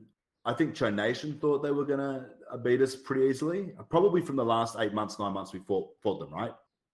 They're they've been killing us, dude. Like, you know what I mean? And I think Vertex did the same thing. I think Vertex put this big thing out. We're leaving the alliance and we're coming for BlackRose 1v1, which is sure great for it. But I also think that Vertex thought they were going to absolutely dumpster us in very, very quickly, and they didn't. And that's why I think there's a little bit more salt out there right now than anything. Is that there's egos hurt, or there's expectations hurt. Sure. People, things maybe didn't happen like they should have happened, or that people think they should have happened. I've had messages from people in Vertex and whatnot, and they're really salty at me. And it's like, they're like, you guys have been shit talking and all this. And I'm like, you guys popped a fucking bell at the start of a siege. You know, like that's BM, and you know, you get what are you gonna farm us? Like, you know what I mean? So shit like that. It's like everyone does that stuff. Like, I don't think it should be so. I don't think they should be so. Like, people should be so salty. I think it's ridiculous. Like, we were happy. So we were so fucking happy because we were able to defend against Cho Nation for starters. Like I said, number 2 and number 3 guild, and this guild's been killing us for 8 months, and then we fucking defend against Vertex as well. We actually pulled it off. Yeah. You know, our guys were fucking loving it. And I mean, I said I bring emotion into it, and I bring, Vertex put this message out that basically said, you're on notice. Yeah. Yeah. And yeah, but they said the 2 weeks they were given, right? And I had guys in my guild messaging like, Sash, what is this shit, man? Like, what do you mean given? And like, they're like, didn't we take it from Vexes? I'm like, yeah, of course we fucking did. So for a lot of my guys, that message really made them. It's like to everybody else, it looks like BlackRose didn't do anything to get that castle. They didn't put any effort. They fucking fought for 2 hours to get that castle, dude. My guys put so much effort into it. They listened to me scream in their ears for 2 hours, and we got it. But don't take that away from them. You know what I mean? And that's what that message did. And at the start of the war, I said, listen. Vertex is here to take this castle from us. To them, this is their castle that they gave us. And everyone was like, yeah, they reckon this is their castle. And I G'd everybody up. And boom, we ended up winning. So our guys were just fucking happy to win against Cho and Vertex, dude. And that's why I think there shouldn't be any salt out there like that. Like the last 3 fights we had, so Vexes, Cho, Vertex, they were some of the hardest and the funnest fights the guys have had. And yes, we had castle advantage and all the rest of it, sure. But our Wiz Witch comp, we don't have that many Wiz Witches, you know what I mean? For starters. And we know this is a Wiz Witch meta at the moment with PAs and shit. Yeah. And on top of that, for the moment, yeah, for the moment, yeah.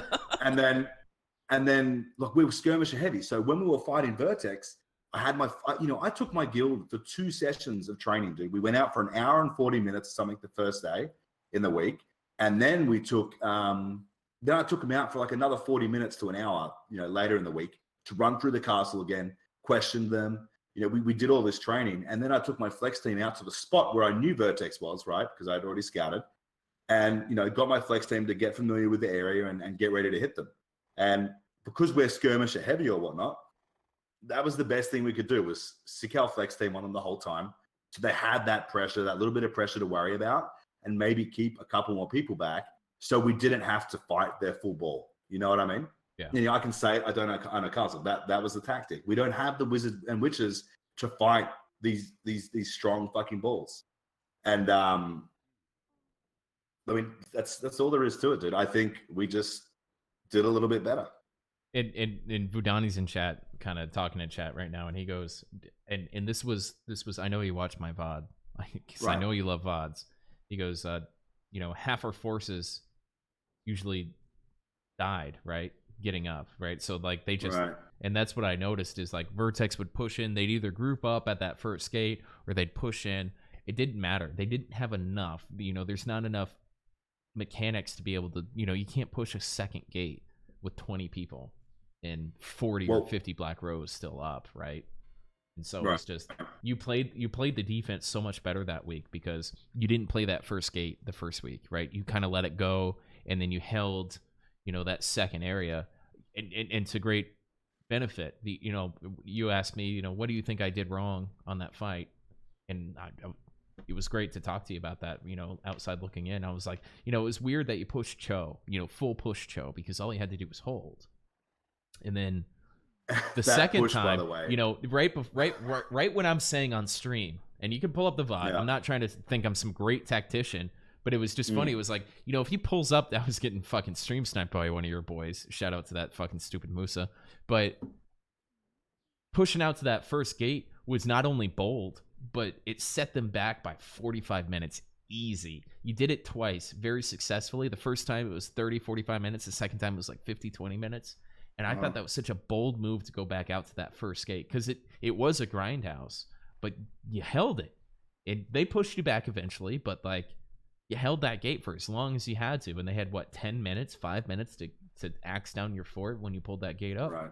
That was a And I fight, think- man. Holy shit, that was a fight. You've got to remember, like, Vertex is higher gear score than us, and they have more WizWitch, and they're not stupid. They're fucking one of these. No, sure. Their nobody's saying strategies that. Right, are so they're pretty. that was one of the best things. It's like it's BlackRose, it's Sasha, it's this great shot caller, this revered guild leader, that's really putting his stake in the ground versus Vertex. These guys that literally the slayers of Man Up, right? The people that put this amazing alliance together, and now they're having this kind of and the drama is the inner alliance drama or fight or whatever it is, but it was these two Goliaths just going at it, and there's no shade from the outside looking in. I think the BDO community loved watching that fight. We didn't care who won. You can villainize whoever you want. You can say they build this, they did that. It was just a great fucking fight to watch. Yeah. Much less That's the thing as well, right? Everyone goes on about castle advantage. Castle advantage is great, but our composition is very fucking hard.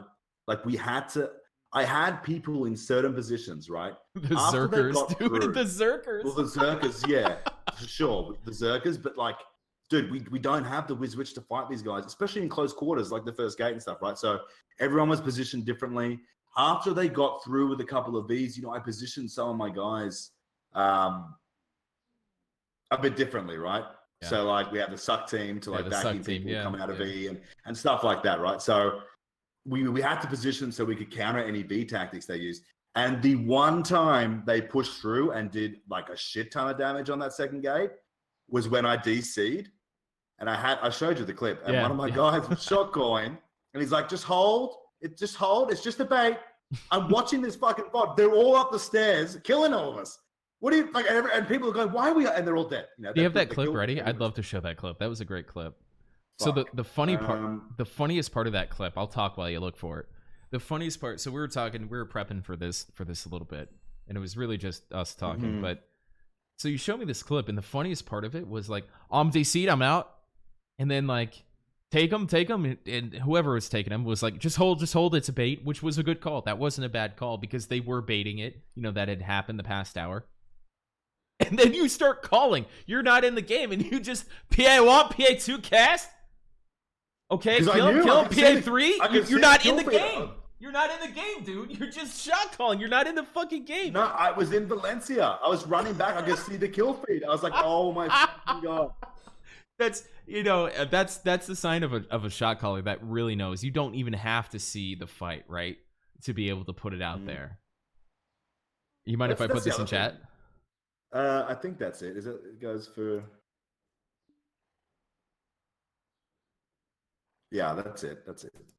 So, basically, yeah, you can put it in chat. That's fine. So he's taken over fucking Silver. Fair enough. He hasn't shot called for a few years. Yeah, how do you second shot call Sasha? Just straight up, right? Well, my second shot call was at a wedding of that. Okay. So anyway, so that happened. That's when they put all the damage on the gate. So they were doing really well with pushing and stuff. My flex team did fucking great, by the way. They were having pressure. When you saw the clip, they're having fun.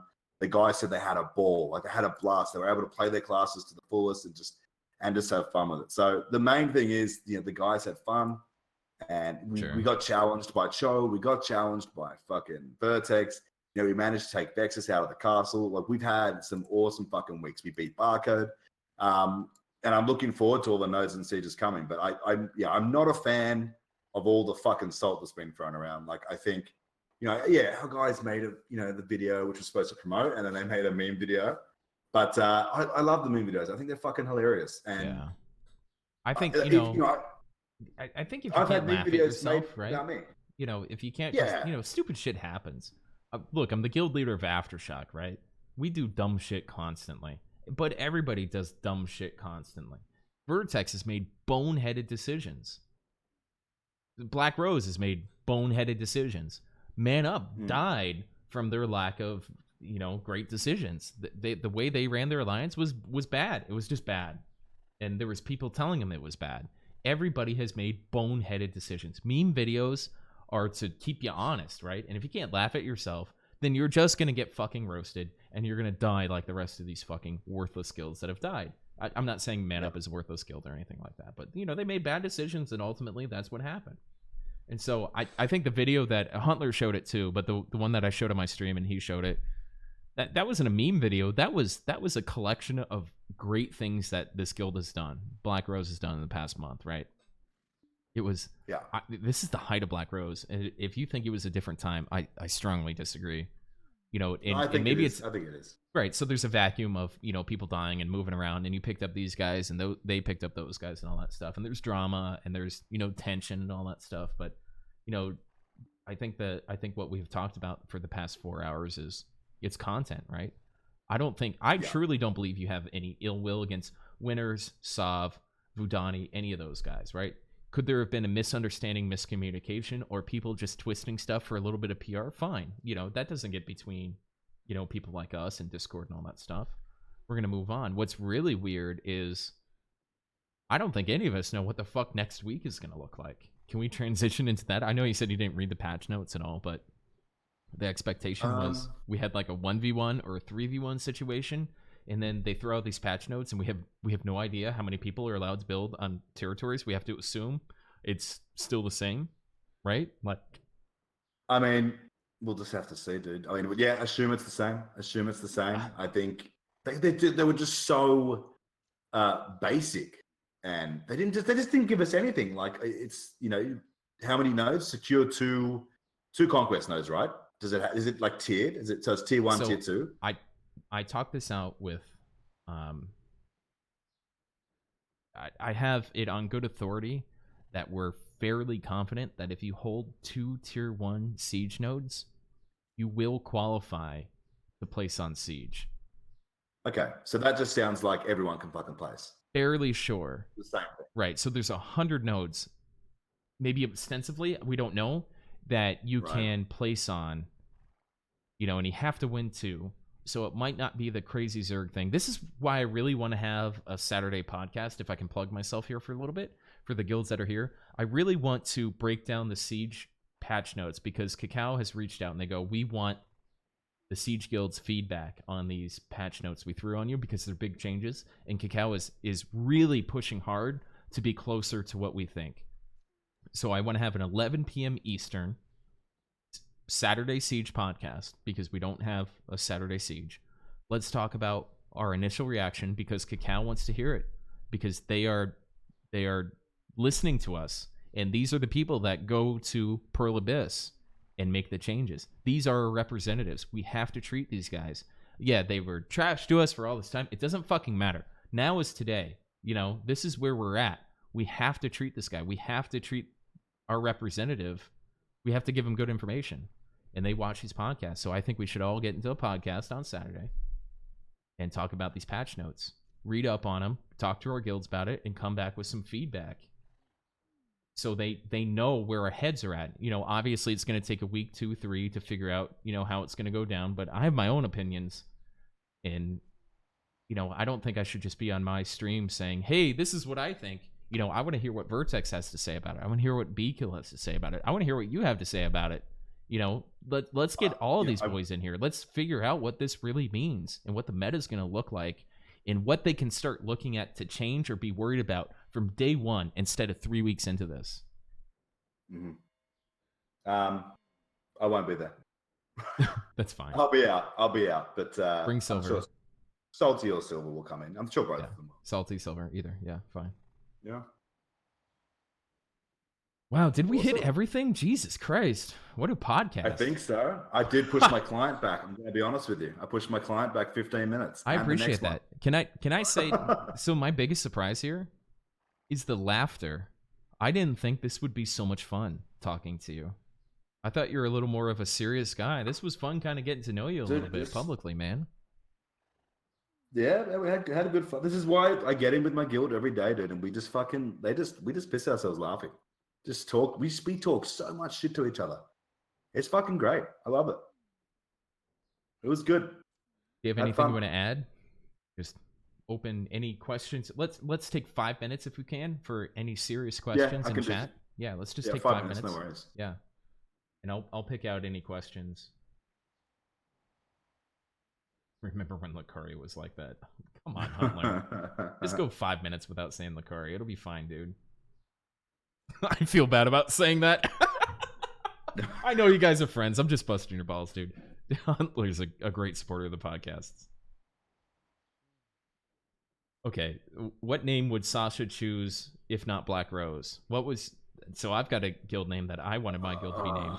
What did you want BlackRose to be named? That's a great question. Dude, we had a few votes. I think at one stage it was going to be blobs, and it was just going to be emojis, just blob emojis, dude. Yeah, everyone was like really excited for it, but then like a lot of the guild was like, no, it's no guys, that's it. We're not calling ourselves blobs, dude. But can you imagine like who's at the gate? Which guild's at the gate? It's blobs. God, it's blobs. Yeah, like for the blobs. For the blobs, dude. For the blobs. Fucking hell. Oh, here's a good question. I actually had this written down. What happened with 00 and all that stuff? We heard that like they got kicked because he was streaming during formations or something. What happened with that? Listen, all right. This is public, man. I had some training. I love double. I love Benzi, but we were fucking having practice, and they thought, in my eyes, they were too good to come to practice. They weren't responding. Now they're responding. Do you know what I mean? They're coming back, right? You're gonna bring yeah. Now, okay. But they responded once they fucking got kicked from the guild. Yeah. All right. I figured. I was in his stream today, and I'm like, he's guildless. I'm gonna poach this motherfucker. And I'm gonna get a message from Sasha. Don't you fucking take him. Get on the rock and stop texting my members. They're already back in. There you go. Okay. They got their attention, dude. They were straight in Discord. Good for you. They were straight in. Any other good questions here? You haven't asked him to comment on the emergence of the Black Mamba Alliance. What the fuck is the Black Mamba Alliance? I have no idea what it is. I don't know either. Apparently, Beakill was putting some meme out about the Black Mamba Alliance, right? So us and Snake are working together very closely these days, and Beakill and I have had, everything every second day we get together and have a meeting about where the game is and where we want our guilds to be. And it's going really well, dude. We're really having some good chats, and we're good. I think we're meeting up this weekend for coffee so we can get some real close time. So it's going pretty well. Last question from Huntler. If you were an ice cream cone, what would he do to me? Where is this? Huntler said it, man. It's got a check mark next to his name and everything. If you're an ice cream cone, what would you do to Huntler? I'm fucking with you. He said it, but you don't have to. I don't know how to. Yeah, exactly. Dude, I really want to thank you. My last question is, and this is solely just me, what made you agree to do this podcast, to spend what's coming up to 4 hours talking with meme lord, shit talking, reeing, Saturday night podcast champion Tim Allen? What made you want to do this? So I think we started the chat again, and we did that Balanos thing, and we started to become on slightly better terms, which is good.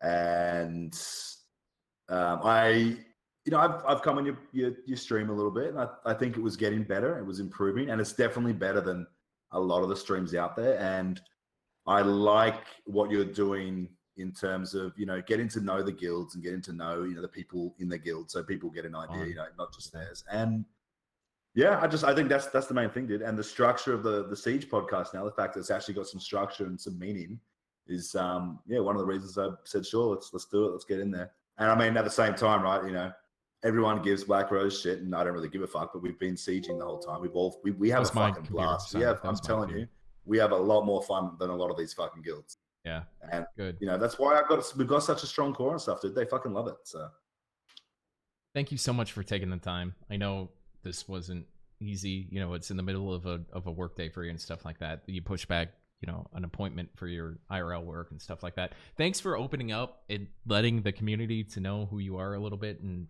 being here and supporting my Thursday podcast. Thank you for supporting the Saturday podcast. I'll let you have the last word. If there's anything else you want to say, any shout outs or anything like that, those are my thanks, and appreciate the honesty. shout out obviously to the guildies and any friends out there. Shout out to Edgelord Angel. I'll throw that out there as well. And yeah, thanks for having me, dude. You've been great. It's been really good. I really appreciate it. Yeah, let's do this again. As stuff rolls around, I want to keep this Thursday thing going as a tenant.